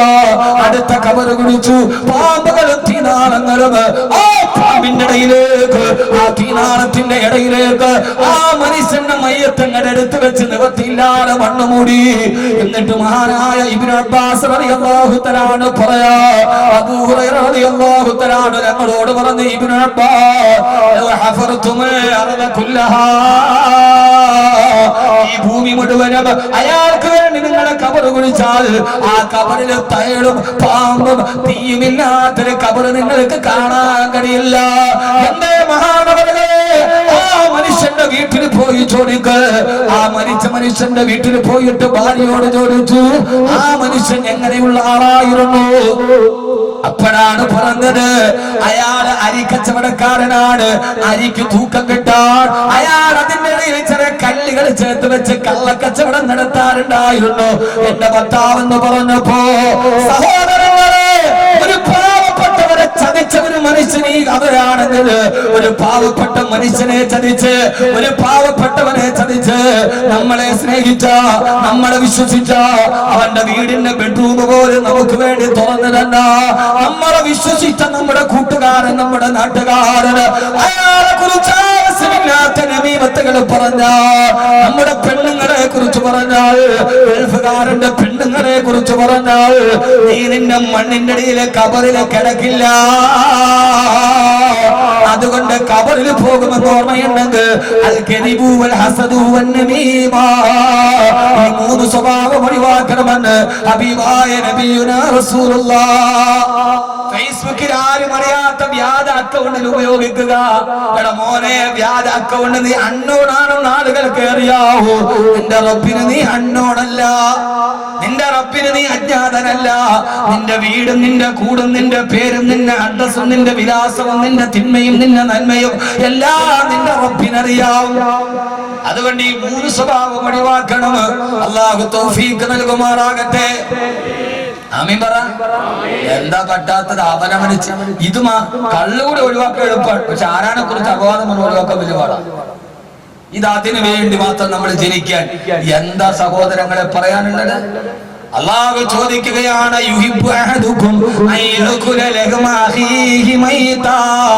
മരിച്ച് ചത്ത് കിടക്കുന്ന ഒരു ശവത്തിന്റെ മാംസം തിന്നാൻ നിനക്ക് ഇത്ര ഇഷ്ടമാണോ? ചത്ത് കൊടുത്തു നാറിക്കിടക്കുന്ന ഒരു ശവം അത് വാരി വലിച്ചു തിന്നാൻ നിനക്ക് ഇത്ര ഇഷ്ടമാണോ? അതിനേക്കാൾ മോശമാണ് ഹസദും നമീമത്തും പറയും. ഇതങ്ങട് പറഞ്ഞ് ഇന്ന് ജീവിതത്തിൽ ഫേസ്ബുക്ക് വാട്സപ്പ് ഉണ്ടായപ്പോ അങ്ങനെ തള്ളി വിടുക. ആർക്കെന്തും പറയാം, ആരെ കുറിച്ചും പറയാം. അള്ളാഹു നമ്മളെ കാത്തുരക്ഷിക്കട്ടെ. ആമീൻ പറ. പെണ്ണുങ്ങളെ, നിങ്ങളാണ് എന്റെ ഒന്നാമത്തെ ആശാത്യം. എടി നീ അറിഞ്ഞോടി. പിന്നെ അവളുടെ ഭാവനയിൽ വരുന്നതൊക്കെ കൂടി ഒരു തിരക്കഥയാക്കിയാൽ ആ സിനിമ 100 ദിവസം 8 ദിവസം കൊണ്ടുപോകും. അമ്മാതിരി മറാക്കളുകൾ. ഖബറിൽ കിടക്കുന്നൊരു ബോധമില്ല. എന്തിനാ മറ്റൊരാളുടെ അഭിമാനത്തെ നമ്മൾ തിന്നുന്നത്? എന്തിനാണ് പറയുന്നത്? ഞാൻ ഒരു കാര്യം ഉറപ്പിച്ചു പറയുന്നു, എന്റെ റബ്ബിനോട് എനിക്ക് പോയാൽ ഒരാളോട് എന്തെങ്കിലും അനാവശ്യം വന്നാൽ എന്റെ റബ്ബിനെ ശിക്ഷിക്കൂല. എനിക്ക് ഉറപ്പാ. ഒരാളെ കുറിച്ചിട്ട് പോലും ഞാൻ ഇന്നേ വരെ മോശമായിട്ട് പറഞ്ഞു ഉണ്ടെങ്കിൽ ആരും വരെ പ്രസംഗം, പിന്നെ പകുതി കട്ട് ചെയ്തുകൊണ്ടൊക്കെ വന്നാൽ ചിലപ്പോൾ ദേശീയ ഒരാളെ കുറിച്ചും പറഞ്ഞിട്ടില്ല. അത് കൊല്ലാൻ വേണ്ടി വന്നവനാണെങ്കിലും എന്റെ സ്വഭാവം, എന്നെ കൂടെ നടന്ന് ചതിച്ച 100 കണക്കിന് ആളുണ്ട്. ഇപ്പഴും എന്റെ മുൻപിൽ വന്ന് കണ്ടാൽ ഞാൻ സലാം വന്ന് കെട്ടിപ്പിടിക്കും, വേണം ഒരു മുത്തം കൊടുക്കും. എന്തുകൊണ്ടെന്നറിയാവോ? അത് എലി പറഞ്ഞതുപോലെയാണ്. കൂട്ടിൽ പെട്ടുപോയ എലിക്കണീര് വീണ എലി പറഞ്ഞൊരു കഥയുണ്ട്. വെച്ചത് നീയാണെന്നറിയാം, എന്നെ കൊല്ലാനാണെന്നും അറിയാം, എന്നിട്ടും അതിന്റെ അകത്ത് കയറി വന്നത് വിശപ്പിനേക്കാൾ വലുതല്ലല്ലോ മറ്റൊന്നും. കെണി വെച്ചത് നീയാണെന്നറിയാം, വെച്ചത് എന്നെ കൊല്ലാനാണെന്നും അറിയാം, എന്നിട്ടും ഞാൻ ഈ കൂട്ടിലോട്ട് കയറി വന്നത് വിശപ്പിനേക്കാൾ വലുതല്ലല്ലോ മറ്റൊന്നും. നീയാണ് വിത്തന പറഞ്ഞതെന്നറിയാം, അതെനിക്ക് നേരെയാണെന്നറിയാം, എന്നിട്ട് കണ്ടിട്ട് കെട്ടിപ്പിടിച്ചത് ഇനിയെങ്കിലും ഇതോർത്തിട്ടെങ്കിലും പറയാതിരിക്കട്ടെ എന്ന് വിചാരിച്ചിട്ടാണ്. പിടക്കുന്നതിനേക്കാൾ നല്ലതാണല്ലോ ഒരു ചിരിയിൽ ഒതുക്കുന്നത്. എന്റെ പൊന്നു സഹോദരങ്ങളെ, ഒരു കാര്യം എത്ര ഇബാദത്ത് ചെയ്താലും അവന്റെ നാവ് നന്നായില്ലെങ്കിൽ, അതുകൊണ്ടാണ് റസൂലുള്ളാഹി സ്വല്ലല്ലാഹി അലൈഹി വസല്ലം പറഞ്ഞത്, 2 അവയവങ്ങൾ നിങ്ങൾ എനിക്ക് ജാമ്യം നിന്നാൽ നിങ്ങൾക്ക് സ്വർഗത്തിന് ഞാൻ ജാമ്യം എടുക്കാം. ഏതാണ് നബി 2 അവയവം? ഒന്ന് നാക്ക്, മറ്റൊന്ന് ഗുഹ്യസ്ഥാനം. ഈ 2 മാംസകഷണം ആരുടെ നന്നായി അവൻ സ്വർഗത്തിലാണ്. ബാക്കി തഴമ്പുണ്ടായാലും തൊപ്പിണ്ടായാലും തടി ഉണ്ടായാലും സ്വർഗത്തിൽ പോകണമെങ്കിൽ ഈ 2 മാംസകഷണം നന്നാവും. അള്ളാഹു നന്നാക്കി തരട്ടെ. ആമീൻ പറയും. അള്ളാഹു നന്നാക്കി തരട്ടെ. ഇതിപ്പോ എന്താ ചുമ്മാ അങ്ങോട്ട് പറയാൻ, പച്ചക്കള്ളം പ്രചരിപ്പിക്കുക, നമീമത്ത് പറയാ, ഹസദ് പറയാ, എന്തൊക്കെയാ പറയാ. അത് കേൾക്കുന്നവർ ഒരാളോട് ജാരിയായ സദക്ക പോലെ ജാരിയായ ഹത്ത് ഇവിടെ നിന്ന് പറഞ്ഞ അപ്പുറത്തോട്ട് വരെ നാണമില്ല പെണ്ണുങ്ങള്. നിങ്ങൾ പർദ്ദയും തൊപ്പി മാത്രം ഇട്ടുകൊണ്ട് കാര്യമില്ല. ഖബറിൽ കിടക്കുന്ന ഓർമ്മ വേണം, നാക്കിനെ നിയന്ത്രിക്കണം. ഞാൻ പറഞ്ഞ വാക്കുകൾ ഇച്ചിരി ശക്തി കൂടി പോയെങ്കിൽ ഈ നാക്കിന്റെ ഉപദ്രവം ഏറ്റവും കൂടുതൽ അനുഭവിച്ചൊരു മനുഷ്യന്റെ മാനസിക പ്രക്ഷോഭനമാണെന്ന് നമ്മൾ കരുതിയാൽ മതി. അള്ളാഹു നമുക്ക് ബോധം തരട്ടെ. ഇപ്പൊ എത്ര കാര്യം ഞാൻ പറഞ്ഞു? എത്ര കാര്യം പറഞ്ഞു? 3. 4-ാമത്തെ കാര്യം പറയാൻ സമയമില്ല. നമുക്ക് ഇത് തന്നെ സൂറത്തുൽ ഹുജറാത്ത് ഇറങ്ങിയത് തന്നെ യേശുവിനെ നിർത്താൻ വേണ്ടി. ആദരവായ പ്രവാചകൻ നബി മുഹമ്മദ് മുസ്തഫ സല്ലല്ലാഹു അലൈഹി വസല്ലം. ആരുമില്ല പറയാൻ, ഉമ്മായി മോളും ഒക്കെ ഇരുന്നിട്ട് പറയാം. ഇപ്പോ വന്നൊരു സുഹൃത്തുക്കൾ എന്നോട് പറഞ്ഞു, ഉസ്താദ് ഇന്നലെ വാത് വെക്കാൻ വന്നാ വരാൻ പറ്റിയില്ല. എന്ത് പറ്റി മോനെ? വന്ന വഴിക്ക് ഒരു അപകടം ഉണ്ട്. അവര് ബൈക്ക് വന്നിട്ട് വേറെ ബൈക്ക് ഇടിച്ചു. വാപ്പായും മോനും കൂടി ബൈക്കിൽ വരിക, 2 മക്കളും കൂടി വേറൊരു ബൈക്കിൽ വന്നൊരു ഉമ്മായും മോനെ ഇടിച്ചു. ഇവര് ഓടിക്കൂടി പോയി 2 പേരെ എടുത്ത് ഹോസ്പിറ്റലിൽ കൊണ്ടുപോകാൻ പോയപ്പോ ഈ 10 വയസ്സേ ഉള്ളൂ മോന്, ഇടിച്ച മോൻ. വാപ്പ നല്ല തണ്ണിയാ, വാപ്പ നല്ല തണ്ണി അടിച്ചിട്ടാണ് ഓടിക്കണം 10 വയസ്സുള്ള മോനെ വെച്ച്. അപ്പൊ വീണ് എഴുന്നേറ്റ് ആളുകൾ കൂടി ഇപ്പൊ ഈ 10 വയസ്സുള്ള മോൻ പറയാം, ഈ ചങ്ങാതിയോട് ഞാൻ അപ്പഴേ പറഞ്ഞ ഇത്ര സ്പീഡിൽ ഓടിക്കരുത്, മര്യാദയ്ക്ക് ഓടിക്കും. അപ്പൊ 10 വയസ്സുള്ള ഈ കുട്ടിയോട് പോയ ആളുകൾ വെച്ചു, മോനെ ഇതാണ്. അതെന്റെ വാപ്പ അല്ലവനാണ്. ഞാനാ ചങ്ങാതിയോട് പറഞ്ഞതാണ് നേരെ തൂങ്ങി ഓടിക്കണോ. ആരാ പാതിരാത്രി 10 വയസ്സുള്ള മോനെ പറയാ. ഈ ഒരു അവസ്ഥയിലേക്ക് നമ്മൾ മാറി. ആദരവായ പ്രവാചകൻ നബി മുഹമ്മദ് മുസ്തഫ സല്ലല്ലാഹു അലൈഹി വസല്ലം പറയാ, ഖബറിൽ മര്യാദയ്ക്ക് കിടന്നുറങ്ങണമെന്ന് ആഗ്രഹമുണ്ടെങ്കിൽ, മുൻകരുണ ചോദ്യത്തിന് മറുപടി പറയണമെന്ന് ആഗ്രഹമുണ്ടെങ്കിൽ 4 കാര്യങ്ങൾ ജീവിതത്തിൽ ഒഴിവാക്കണേ. അൽ ഹസദു വൽ കദിബു, കള്ളം പറയാതിരിക്കുക. വൽ ഹസദു, ഏഷണി പ്രചരിപ്പിക്കാതിരിക്കുക. 3 അന്നമീമ, പരദൂഷണം പറയാതിരിക്കുക. 4 മൂത്രമൊഴിച്ചാൽ നന്നായിട്ട് ശുദ്ധിയാക്കുക. ഒരു സഹാബിയെ ഖബറടക്കിയിട്ട് നബി സല്ലല്ലാഹു അലൈഹി വസല്ലം പറഞ്ഞു, ഈ സഹാബി ഖബറിൽ ശിക്ഷ അനുഭവിക്കുന്നുണ്ട്. അദ്ദേഹം മൂത്രമൊഴിച്ചിട്ട് നന്നായിട്ട് ശുദ്ധിയാക്കാത്ത ആളാണ്. ശുദ്ധിയായില്ലെങ്കിൽ നിസ്കാരം സഹിയാവില്ല, ഇബാദത്തുകൾ സഹിയാവില്ല. അപ്പൊ പിന്നെ ഖബറിൽ ശിക്ഷ കൂടുകയുള്ളൂ. അതുകൊണ്ട് മലമൂത്ര വിസർജനം ചെയ്യുമ്പോ അത് നന്നായിട്ട് ശുദ്ധീകരിക്കണേ എന്ന ഹബീബായ നബി മുഹമ്മദ് മുസ്തഫ എന്ന ഒറ്റ വാക്കിൽ പറഞ്ഞാൽ ആധുനിക ലോകത്തിന്റെ പുരോഗമനത്തിന് അടയാളമായി ബാത്റൂമുകളിൽ വെച്ച ടിഷ്യൂ ഉടനെ തന്നെ എടുത്തു മാറ്റുക, ജലം കൊണ്ട് നിങ്ങൾ ശുദ്ധീകരിക്കുക. കാരണം ഇത് ഖബറിലെ ശിക്ഷയുടെ കാരണമാണെന്ന് നബിയുനാ റസൂലുള്ളാഹി. വളരെ നിസ്സാരമെന്ന് കരുതുന്നതും ഖബറിൽ വലിയ ഗുരുതരമാണ്. അല്ലാഹു കാക്കട്ടെ. ഇനി ഈ 4 കാര്യങ്ങൾ ഒഴിവാക്കിക്കൂടെ? ഒന്ന് മനസ്സിൽ തീരുമാനമെടുക്കി, പടച്ചോനെ ഞാൻ ഇനിയിപ്പോ വേറൊരാൾ കണ്ടാലും ഞാനത് പറഞ്ഞുകൊണ്ട് നടക്കൂല. കണ്ടാൽ പറയണമെങ്കിൽ ആദ്യം പറയേണ്ട ആരാ? നമ്മളൊരു തെറ്റ് ചെയ്തു, അത് കണ്ടാൽ ലോകത്ത് മുഴുവനെ നമ്മൾ ഓടിച്ചെന്നറിയിക്കും. ഇല്ലെങ്കിൽ വാട്സപ്പിൽ എടുത്തിടും, ഇല്ല ഫോട്ടോ ഷോപ്പൊക്കെ ചെയ്ത് നമ്മൾ ഇടും. യഥാർത്ഥത്തിൽ ഒരു തെറ്റ് ചെയ്താൽ കണ്ടാൽ ആദ്യം വിളിച്ചു പറയേണ്ട ആരാ എന്ന് പറയും? പറ മനുഷ്യന്മാരെ, അള്ളാഹു അല്ലേ നമ്മൾ ചെയ്യണ തെറ്റ് ആദ്യം കാണുന്നവരാ? അല്ല. എന്നാൽ അള്ളാഹു സത്താറാണ്, അവൻ മറച്ചു വെക്കുന്നവനാണ്. സത്താർ എന്ന് പറഞ്ഞാൽ അള്ളാഹു ഗഫാറാണ്, പൊറുക്കുന്നവനാണ്. സത്താറുൻ, അവൻ മറച്ചു വെക്കുന്നവനാണ്. നമ്മൾ ചെയ്ത തെറ്റൊക്കെ അപ്പൊ തന്നെ അള്ളാഹു ലോകത്തിന്റെ മുമ്പിൽ പറഞ്ഞാൽ നമ്മുടെ അവസ്ഥ എന്താ? അള്ളാഹുടെ സ്വഭാവമാണ് സത്താർ, മറച്ചു വെക്കണം. ആണ് മനസ്സിൽ തീരുമാനം എടുക്കും, ഇൻഷാ അല്ലാഹ് എനിക്ക് ഞാൻ ചെയ്ത അമലുകൾ എനിക്ക് കിട്ടണം, വേറൊരാൾ കൊണ്ടുപോകരുത്. അതുകൊണ്ട് ഈ 4 കാര്യങ്ങൾ ശ്രദ്ധിക്കുമെന്ന് ഉറപ്പ് വെച്ചൊരുക്കുന്ന കൈപൊക്കി. എല്ലാരും പൊക്കി അത് പാലിക്കുമെന്ന് എനിക്ക് ഉറപ്പില്ല, എന്നാൽ ഈ 10 പേര് മതി എനിക്ക്. അള്ളാഹു തൗഫീഖ് നൽകട്ടെ. ഇനി ഞാൻ അവസാനിപ്പിക്കുന്നതിന് മുമ്പ് 4 കാര്യങ്ങൾ കൂടി ജീവിതത്തിൽ വർദ്ധിപ്പിക്കണം. അള്ളാഹു നമ്മളെ ജഹീം എന്ന നരകത്തിൽ നിന്ന് കാക്കട്ടെ. ആമീൻ പറ. അള്ളാഹു ജഹീം എന്ന നരകത്തിൽ നിന്ന് കാക്കട്ടെ, അള്ളാഹു കാക്കട്ടെ. 4 കാര്യങ്ങൾ മാറ്റണം, 4 കാര്യങ്ങൾ വർദ്ധിപ്പിക്കണം. 1 പറഞ്ഞെന്നാ ചെയ്യൂലല്ലേ? പറഞ്ഞാക്ക് വേണ്ടി ദുആ ചെയ്യൂലോ? അതാ പറഞ്ഞ വാത് കേട്ടാൽ ഒന്നും നിങ്ങൾക്ക് നഷ്ടമാവൂല, ഇരുന്നത് ലാഭമാണ്. ഇത് ലാഭമാണ്. ശിഹാബ് തങ്ങൾ റിലീഫിന്റെ ഈ 2 ദിവസത്തെ വാത് അത് വലിയ ലാഭമാണ്. അള്ളാഹു ആ ലാഭം സ്വർഗത്തിൽ കാണാൻ തൗഫീഖ് നൽകട്ടെ. 4 കാര്യങ്ങൾ നാളെ ഖബറിലേക്ക് വേണ്ടി നിങ്ങൾ അധികരിപ്പിക്കണം. ഒന്നാമത്തേത്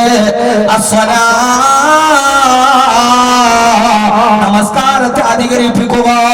ഫർള് നമസ്കാരം കൃത്യമായിട്ട് അനുഷ്ഠിക്കാത്തവരാണെങ്കിൽ ഫർള് കൃത്യമാക്കുക. ഫർള് കൃത്യമാണെങ്കിൽ അതിന് മുമ്പ് ശേഷമുള്ള സുന്നത്ത് നമസ്കാരങ്ങൾ വർദ്ധിപ്പിക്കുക. അവ്വാബി നമസ്കാരം വർദ്ധിപ്പിക്കുക, നമസ്കാരം വർദ്ധിപ്പിക്കുക. അല്ലാഹുവിന്റെ പ്രവാചകൻ നബി മുഹമ്മദ് മുസ്തഫ സല്ലല്ലാഹു അലൈഹി വസല്ലമ ആരെങ്കിലും മഗ്രിബ് നമസ്കാരത്തിന് ശേഷം 6 റക്അത്ത് സുന്നത്ത് അവ്വാബി നിസ്കരിച്ചാൽ അവനൊരു ഉംറ ചെയ്തവന്റെ പ്രതിഫലമാണ്. ഷഫീഉൽ വറാ നബി മുഹമ്മദ് മുസ്തഫ സല്ലല്ലാഹു അലൈഹി വസല്ലമ അസ്സലാത്തു നമസ്കാരം നിർവഹിക്കുക. അല്ലാഹു തൗഫീഖ് നൽകുമാറാകട്ടെ. രണ്ടാമത്തേത് അസ്തസ്ബീഹു, പരമാവധി തസ്ബീഹുകൾ ചെയ്യുക. വെറുതെ മറ്റൊരാളുടെ ഫിത്രി മസാല പറയാറ്. കിട്ടുന്ന സമയത്തൊക്കെ ദിക്ർ ചൊല്ലണേ, കിട്ടുന്ന സമയത്തൊക്കെ തസ്ബീഹ് ചൊല്ലണേ. ഇന്നലെ ഞാൻ മക്കൾക്ക് പഠിപ്പിച്ചു കൊടുക്കേണ്ട ദിക്ർ പഠിപ്പിച്ചു തന്നു. അതേപോലെ നമ്മുടെ ജീവിതത്തിൽ ധാരാളം ദിക്ർ ചെയ്യണം. അയ്യാദൽ ജലാലി വൽ ഇക്റാം അമിത്നാ അലാ ദീനിൽ ഇസ്ലാം. അതായത് നമ്മൾ ഓതുന്ന ദിക്റാണിത്. അയ്യാദൽ ജലാലി വൽ ഇക്റാം അമിത്നാ അലാ ദീനിൽ ഇസ്ലാം. ഈ ദിക്ർ പതിവായി ചെയ്താൽ അവൻ ഈമാനോട് കൂടിയല്ലാതെ മരണപ്പെടുകയില്ല എന്ന് ശഫീഉനാ റസൂലുള്ളാഹി. നമുക്ക് ഈമാനോടെ മരിക്കലല്ല വലുത്, അതല്ലേ നമ്മുടെ ജീവിതത്തിന്റെ ഏറ്റവും വലിയ സൗഭാഗ്യം. അല്ലാഹുവേ ആ സൗഭാഗ്യം നൽകണേ അല്ലാഹ്. മൂന്നാമത് ചെയ്യേണ്ടത് ദിക്റുകൾ വർദ്ധിപ്പിക്കുന്നതിനോടൊപ്പം തന്നെ ആ ദിക്റുകളെ പരമാവധി ഇസ്തിഗ്ഫാറിനെ വർദ്ധിപ്പിക്കണം. ഇന്നു മുതൽ തുടങ്ങണേ സഹോദര. റജബ് അവസാനിക്കാറായി. അല്ലാഹുമ്മ ബാരിക് ലനാ ഫി റജബി വ ശഅബാൻ വബല്ലിഗ്നാ ശഹ്റ റമളാൻ. എല്ലാ ദുആയും പള്ളി രാത്രിയിലായി കഴിഞ്ഞു. ഇനി റജബ് 27 വ്യാഴാഴ്ച ദിവസം മേറാജിന്റെ നിസ്കാര സമ്മാനമായി കിട്ടിയ രാമാണ് വരുന്നത്. നിസ്കാരം വർദ്ധിപ്പിക്കണേ, ദിക്ർ വർദ്ധിപ്പിക്കണേ.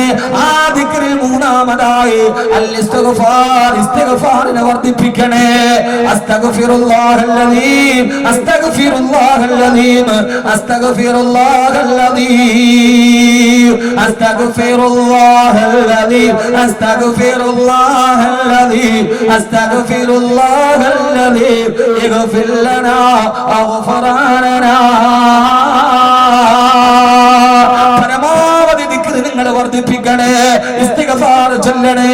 പാണക്കാട് പ്രിയപ്പെട്ട സയ്യിദ് ഹൈദരലി ശിഹാബ് തങ്ങൾ മഹാനവരുടെ ഇജാസിയത്തോടെ കൈമാറപ്പെട്ട സമസ്ത കേരള ജമിയത്തുൽ ഉലമ ഈ ശപിക്കപ്പെട്ട ലോകത്തിന് നന്മയുടെ ചിന്തായി നമുക്ക് മടുപ്പ് തന്ന മജ്ലിസുൻ നൂറിൽ പങ്കാളികളാവണേ.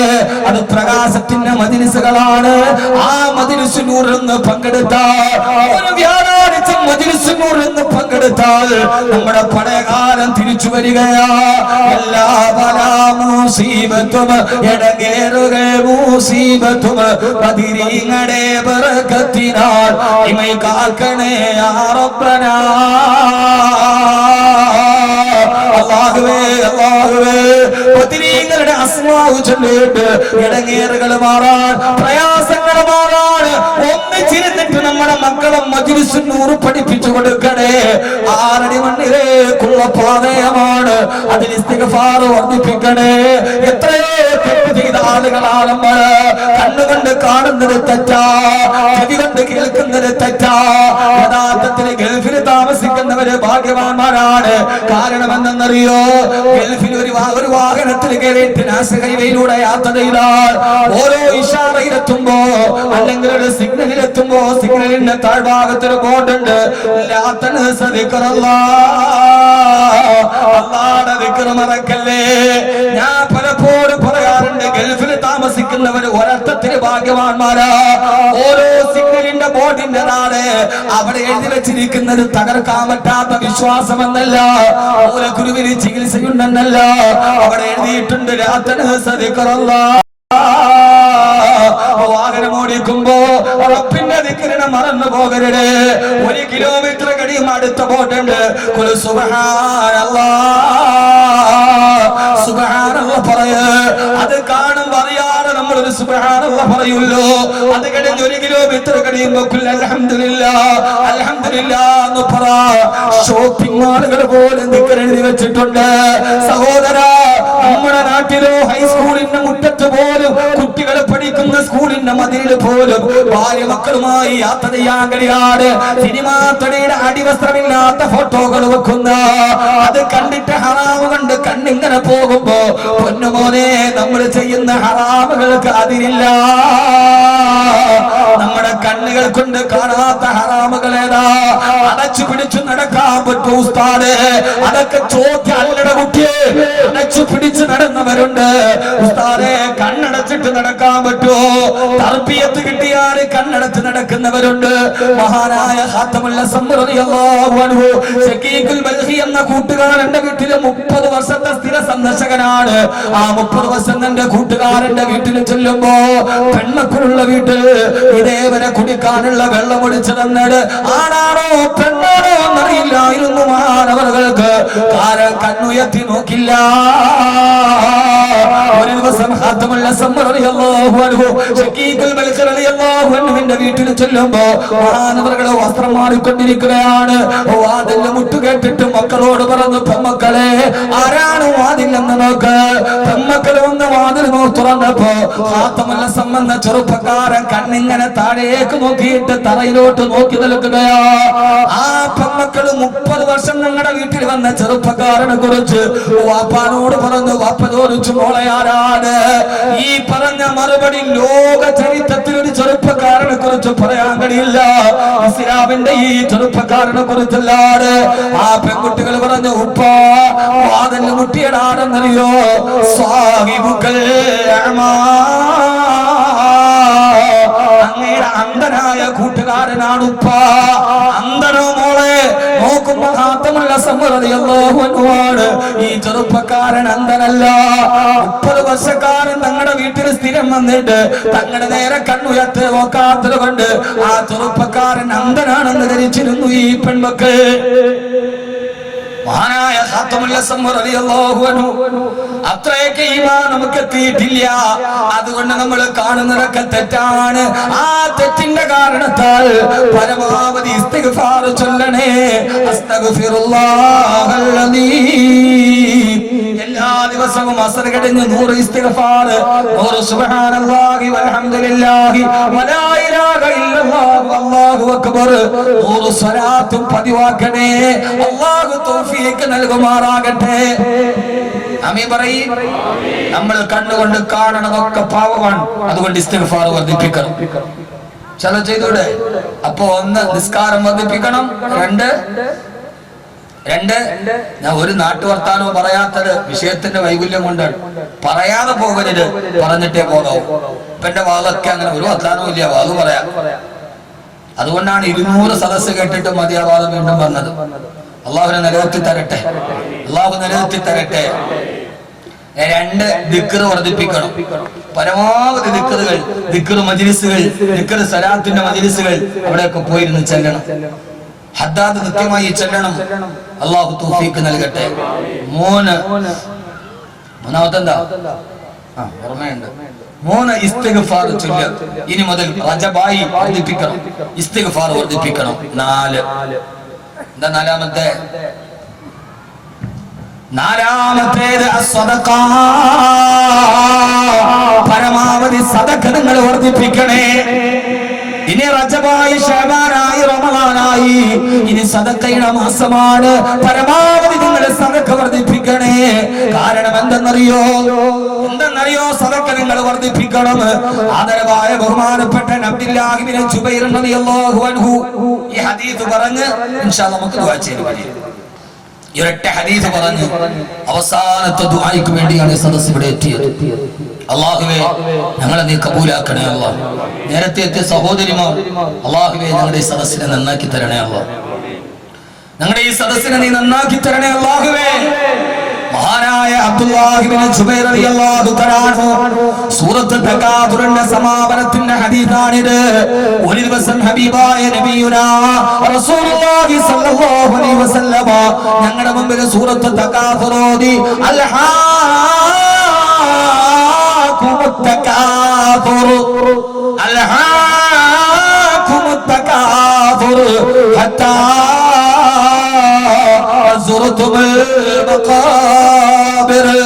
ഏതുവരെയാണ് മനുഷ്യ നിന്റെ ഈ പരാമം നിലനിൽക്കുന്നത്? നിന്റെ ഖബറിൽ നിന്നെ അടക്കുന്നത് വരെ. ഈ ആയത്തോട് നിർത്തിയിട്ട് അല്ലാഹുവിന്റെ റസൂൽ മദീനത്തെ പള്ളിയുടെ മിമ്പറിൽ നിന്നിട്ട് ഞങ്ങളോടൊരു പ്രസംഗം നടത്തി. എന്നിട്ട് പറയാ, യഖൂലു ഇബ്നു ആദം മാലി മാലി. ആദമിന്റെ സന്തതികൾ വിളിച്ചു പറയാണ്, മാലി മാലി, എന്റെ സമ്പാദ്യമേ, എന്റെ സമ്പാദ്യമേ, എന്റെ സമ്പാദ്യമേ എന്നാദമിന്റെ മക്കൾ വിളിച്ചു പറയുന്നുണ്ട്. ആ സമയത്തെല്ലാം ഹബീബായ നബി തങ്ങൾ ചോദിക്കുകയാ, പണം പണം എന്ന് പറഞ്ഞവൻ കെട്ടിപ്പിടിച്ചു നടന്നിട്ടും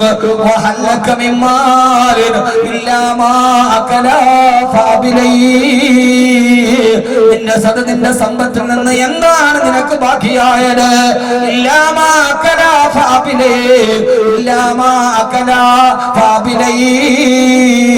നീ കഴിച്ചതെല്ലാം വിസർജ്യമായിട്ട് വെളിയിൽ പോയല്ലോ. സമ്പത്തിന്റെ ഭൂരിഭാഗം ചെലവഴിച്ചത് ഭക്ഷണത്തിനാണ്, അത് മുഴുവനും വിസർജ്യമായി വെളിപ്പോയല്ലോ. നീ ധരിച്ച വസ്ത്രങ്ങളെല്ലാം മണ്ണിലേക്ക് തുരുമ്പി പോയല്ലോ. എന്താണ് മോനെ നിന്റെ സമ്പത്തിന് ബാക്കിയായത്? എന്താണ് നിന്റെ ജീവിതത്തിൽ ബാക്കിയായത്? എന്നിട്ട് പറയാ, നീ ജീവിതത്തിൽ ബാക്കിയായത് നീ ചെയ്ത സദഖകൾ മാത്രം, നീ ചെയ്ത നന്മകൾ മാത്രം.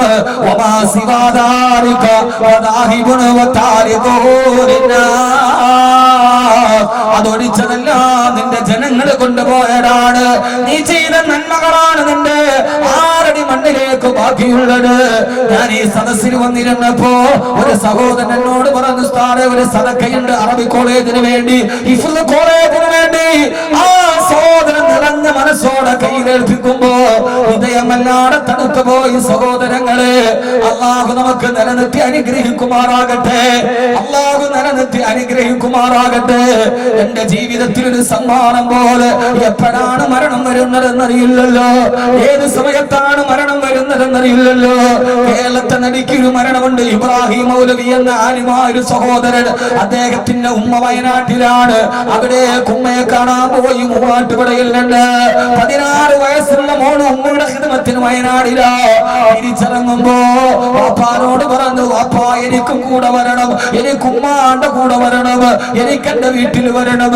മോളെ, ഉമ്മുമാക്ക് ഖിദ്മത്തിന് ആരുമില്ല, പൊന്നുമോൾ ഇവിടെ നിൽക്ക ഇല്ല. ഉപ്പ കരയാൻ തുടങ്ങി. 16 വയസ്സുള്ള മോള്. മക്കളെ കരഞ്ഞാ പിന്നെ നമ്മുടെ കൽവിളകുമല്ലോ. അവരുടെ കണ്ണീര് കണ്ടാൽ കൽബ് വല്ലാതെ പൊട്ടിക്കരയുമല്ലോ. നിർബന്ധത്തിന് വഴങ്ങി ഉപ്പാന്റെ ഉമ്മാന്റെ കൂടെ കൂടി. അങ്ങനെയാണ് മരണമെന്ന് 3 അക്ഷരം തീരുമാനിച്ചാൽ പിന്നെ കാമുകനെ പോലെ മാടി വിളിക്കും. ഉപ്പാന്റെ ഉമ്മാന്റെ കൂടെ ബസ്സിൽ കയറി മൂവാറ്റുപുഴ ബസ് സ്റ്റാൻഡിൽ വന്നിറങ്ങുമ്പോ 4 മണി സുബഹിന്റെ സമയമായി. അവിടെ വെച്ചിട്ട് പോയ ബൈക്കിൽ കയറി ഉപ്പയും ഉമ്മയും 16 വയസ്സുള്ള മോള് ഇബ്രാഹിം മൗലവി ബൈക്ക് ഓടിക്കുന്നു. വയനാട് നിന്ന് കൊടുത്തുവിട്ട കുറെ പാക്കറ്റുകൾ ഹാൻഡിൽ തൂക്കിയിട്ടിട്ടുണ്ട്. കോതമംഗലത്തേക്കുള്ള റോഡിലേക്ക് കയറുമ്പോ സുബഹിന്റെ സമയമായി. അദ്ദേഹത്തിന്റെ പുറകെ ഒരു ടാങ്കർ ലോറി വരുന്നുണ്ട്. വീട്ടിലേക്ക് ജോലി ചെയ്യുന്ന പള്ളിയിലേക്ക് ബൈക്ക് തിരിക്കാൻ. ബൈക്ക് തിരിച്ചപ്പോ ഹാൻഡിൽ തൂക്കിയിട്ട ലഗേജുകൾ വീടിന്റെ ഇടയിൽ കുടുങ്ങി. അവര് നേരെ മറിഞ്ഞിട്ടാറിട്ട റോഡിലേക്ക് വലതുവശത്തേക്ക് വീണു. ഭാര്യയും മോളും വലതുവശത്തേക്ക് വീണു. പുറകിലൂടെ വന്ന ടാങ്കർ ലോറി റോഡിലേക്ക് തെറിച്ചു വീണ ശരീരത്തിലൂടെ കയറി ഇറങ്ങി. ശബ്ദം കേട്ട് ഡ്രൈവർ വണ്ടി നിർത്തി. ചാടി ഇറങ്ങുമ്പോ മുമ്പിലെ ടയറിന്റെ മുറകിൽ ആ പ്രിയപ്പെട്ട ഭാര്യയുടെ അരയിലോട്ട് കയറി നിൽക്കുന്ന വീല്. താഴത്തെ ബാക്ക് ഭാഗത്തെ വീലിന്റെ അടിയിൽ പൊന്നുമോളുടെ ശരീരം ചതഞ്ഞരഞ്ഞ് കിടക്ക. ഇബ്രാഹിം മൗലവി ഇടത്തോട്ട് തെറിച്ചു വീണു. ആ തെറിച്ചു വീണ മനുഷ്യൻ ചാടി ഇടനിൽക്കുമ്പോ അല്ലാ, അദ്ദേഹത്തിന്റെ വലത്തെ കൈ തോളോട് ചേർന്ന് വണ്ടിയുടെ ശരീരത്തിൽ കണ്ടിയോടെ വീലിന്റെ അടിയിൽ കിടന്ന് ചതഞ്ഞരഞ്ഞു പോയി. ചാടി എഴുന്നേക്കുമ്പം ഒരു നിമിഷം കൊണ്ട് ആ മനുഷ്യന് വലത്തെ കൈ പൂർണ്ണമായിട്ടില്ല. ഒരു കൈ നഷ്ടപ്പെട്ട മനുഷ്യൻ ചോര ഒലിപ്പിച്ചുകൊണ്ട് ആ സമയത്ത് ചാടി എഴുന്നേക്കുമ്പോ വാഹനത്തിന്റെ അടിയിൽ കിടന്ന് മോള് വിളിക്കുന്നുണ്ട്, ഉപ്പാ. ആ മനുഷ്യനോട് കൂടിയ നാട്ടുകാരുടെ മുമ്പിൽ ഒന്നും ചെയ്യാൻ കഴിയുന്നില്ല. ടാങ്കർ ലോറിയുടെ അടിയിലാണ് മയ്യത്ത് കിടക്കുന്നത്. ആ മനുഷ്യൻ, ഒരു കൈ നഷ്ടപ്പെട്ട മനുഷ്യൻ ഭ്രാന്തനെ പോലെ ഓടി. എന്റെ പൊന്നുമോളൊന്ന് രക്ഷിച്ചു തരുമോ, എന്റെ പൊന്നുമോള് ആ ടാറിന്റെ അടിയിൽ നിന്ന് എടുക്കാൻ കഴിയോ? ഏത് കോടീശ്വരനും നിസ്സഹായനാകുന്ന സമയം അവസാനം എയർഫോഴ്സ് വന്ന് ടാങ്കർ ലോറി വലിച്ചു മാറ്റിയിട്ടാണ് മയ്യത്ത് വെളിയിലോട്ടെടുക്കുക. അപ്പോഴേക്കും ഭാര്യ വിട പറഞ്ഞു. മോളുടെ ശരീരത്തിൽ അനക്കമുണ്ട്. 4 മണിയായപ്പോ പൊന്നുമോളും വഫാത്തായി. ഇബ്രാഹിം മൗലവി എറണാകുളം അമൃത ഹോസ്പിറ്റലിൽ കൈ നഷ്ടപ്പെട്ട ഐസിവിന് ബോധം കെട്ട് കിടക്കുന്നു. എന്റെ പ്രിയപ്പെട്ട സഹോദര, ഒരൊറ്റ നിമിഷം കണ്ടാണ് പാവപ്പെട്ടവന്റെ ജീവിതം നഷ്ടപ്പെട്ടത്. വലത് കൈയും നഷ്ടപ്പെട്ടു, ഭാര്യയും പൊന്നുമോളും നഷ്ടപ്പെട്ടു. അദ്ദേഹത്തെ കാണാൻ പോയപ്പോ അമൃത ഹോസ്പിറ്റലിലെ ഐസിവിന് 7ാമത്തെ ദിവസമാണ് ബോധം വീഴുന്നത്. ബോധം വീണപ്പോഴേ ആദ്യമായൊരു മനുഷ്യൻ സ്വന്തമായിട്ടൊരു വീട് പോലുമില്ല. 6 വർഷം മുമ്പ് എന്റെ വേദന കണ്ടപ്പോ പറഞ്ഞ വാക്കവി ദുആ ചെയ്യണേ സ്വന്തമായിട്ടൊരു വീടിന്. ഈ അപകടം നടന്നപ്പോ ഞാൻ അന്വേഷിച്ചു. ഒരു വാടക വീട്ടിലാണ് ഇപ്പോഴും താമസിക്കുന്നത്. 6 ദിവസം കഴിഞ്ഞ് ബോധം വീണപ്പോ അടുത്ത് നിന്നവരോട് പറഞ്ഞതെന്നറിയോ, എന്റെ വലത്തെ കൈ ചതഞ്ഞരഞ്ഞു പോയിന്ന്. എന്റെ ഭാര്യയോടും മകളോടും പറയല്ലേ, മരിച്ചത് അദ്ദേഹം അറിഞ്ഞിട്ടില്ല. ആളുകൾ പറഞ്ഞ അപ്പുറത്തെ ഐസിവിന് ഭാര്യയും മക്കളുമുണ്ട്. സ്വാദം വന്നിടനെ എന്റെ വലത്തെ കൈ പോയെന്ന് എന്റെ ഭാര്യയോടും മകളോടും പറയരുത്. അവർക്കത് സഹിക്കാൻ പറ്റൂല. തന്റെ ഭാര്യയും മകളും 6 മണ്ണിലേക്ക് പോയിട്ട് 6 ദിവസമാണെന്ന് ആ പാവപ്പെട്ടവൻ അറിഞ്ഞില്ല.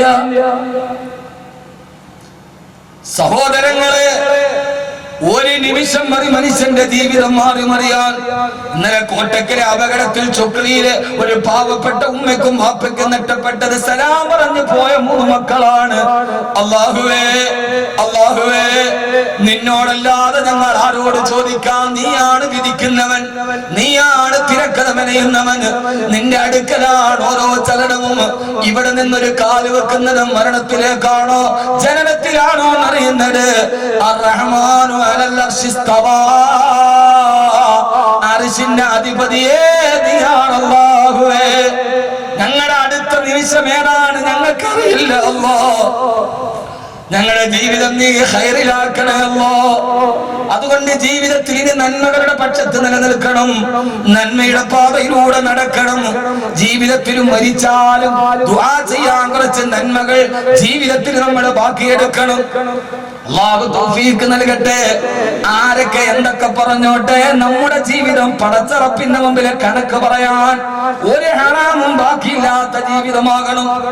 അതിനാണ് ജീവിക്കുന്ന ആരും പറയട്ടെ, ബാക്കവിയെ കുറിച്ച് പറയട്ടെ, ഫൈസിയെ കുറിച്ച് പറയട്ടെ, ഹാജിയാരെ കുറിച്ച് പറയട്ടെ, ഇതിന്റെ പ്രവർത്തകരെ കുറിച്ച് പറയട്ടെ, വിഷയമല്ല. ഞങ്ങൾക്ക് വേണ്ടത് റബ്ബിന്റെ തൃപ്തിയാണ്. എനിക്ക് 3 മക്കളാണ്. എന്റെ മക്കള് ഞാൻ മരിച്ചിട്ട് കരയാൻ മറന്നു പോയാലും എന്റെ മയ്യത്തിന്റെ മുമ്പിൽ കരയാനും ദുആ ചെയ്യാനും 100 കണക്കിന് മക്കളെ നിർത്തിയിട്ടാണ് ഞാൻ മരിച്ചു പോകുന്നത്. ഡിസംബർ 30-ന് ശംഖുമുഖത്ത് പ്രസംഗം കഴിഞ്ഞ് നേരെ പോയി പട്ടാമ്പിയിൽ പുതുവത്സര പ്രഭാഷണത്തിന്. ഡിസംബറിന്റെ തണുപ്പ്. അവിടുന്ന് തിരുവനന്തപുരത്ത് നിന്ന് സീറ്റിൽ കയറി ഉറങ്ങിയതാണ്. എഴുന്നേൽക്കുന്നത് ഒറ്റപ്പാലത്തിന്റെ ഹിഫ്ദ് കോളേജിന്റെ മുറ്റത്താണ്. അബു വന്നിട്ട് തട്ടി എഴുന്നേൽപ്പിച്ചു, ഉസ്താദേ എഴുന്നേൽക്ക്. എഴുന്നേറ്റ് ഡോറ് തുറന്നിറങ്ങുമ്പോൾ ഡിസംബറിന്റെ മരം കോച്ചുന്ന തണുപ്പ്. തലയിൽ കെട്ടിയ ഷാൾ ഇങ്ങനെ കൂട്ടി കൈ ഇങ്ങനെ വിറക്കുന്നുണ്ട്. തണുപ്പെടുത്തിട്ട് പാലക്കാടൻ തണുപ്പ്. വെളിയിലോട്ടിറങ്ങുമ്പോ ഞാൻ കണ്ട കാഴ്ച, ആ ഡിസംബറിന്റെ തണുപ്പിൽ 11 വയസ്സ് പോലും പ്രായമാകാത്ത എന്റെ ഹിഫ്ദ് കോളേജിലെ ഹാഫിളീങ്ങളായ പൊന്നുമക്കള് ആ സമയത്ത് ഒതുവെടുത്തിട്ട് അവര് തഹജ്ജുദ് നിസ്കരിക്കുകയാണ്. അവിടെ ഖുർആൻ അവരുടെ മുമ്പിൽ ഇരിക്കുന്നുണ്ട്. ആ പൊന്നുമക്കൾ 50 എണ്ണവും, ചിലതൊക്കെ ഇത്ര പോലുമില്ല. അവരവിടെ ഉറക്കമായിട്ട് തഹജ്ജുദ് നിസ്കരിക്കുന്നുണ്ട്. നേരെ ഒതുവെടുത്ത് സുബഹിയുടെ ബാങ്ക് കാത്തു നിന്നു. വെളിയിൽ ഞാൻ വന്നത് കുട്ടികൾ അറിഞ്ഞിട്ടില്ല.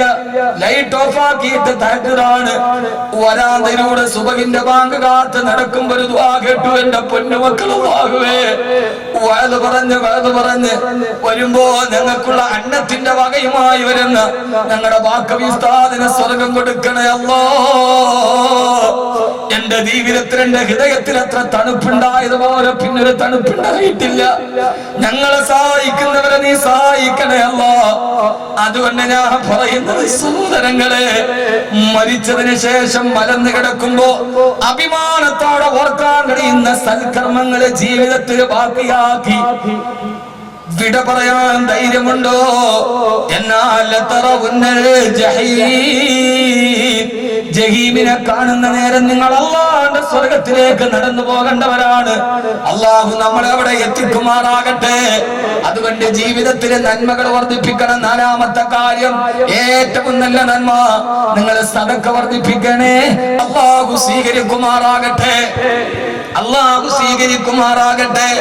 അല്ലാഹു സ്വീകരിക്കുമാറാകട്ടെ.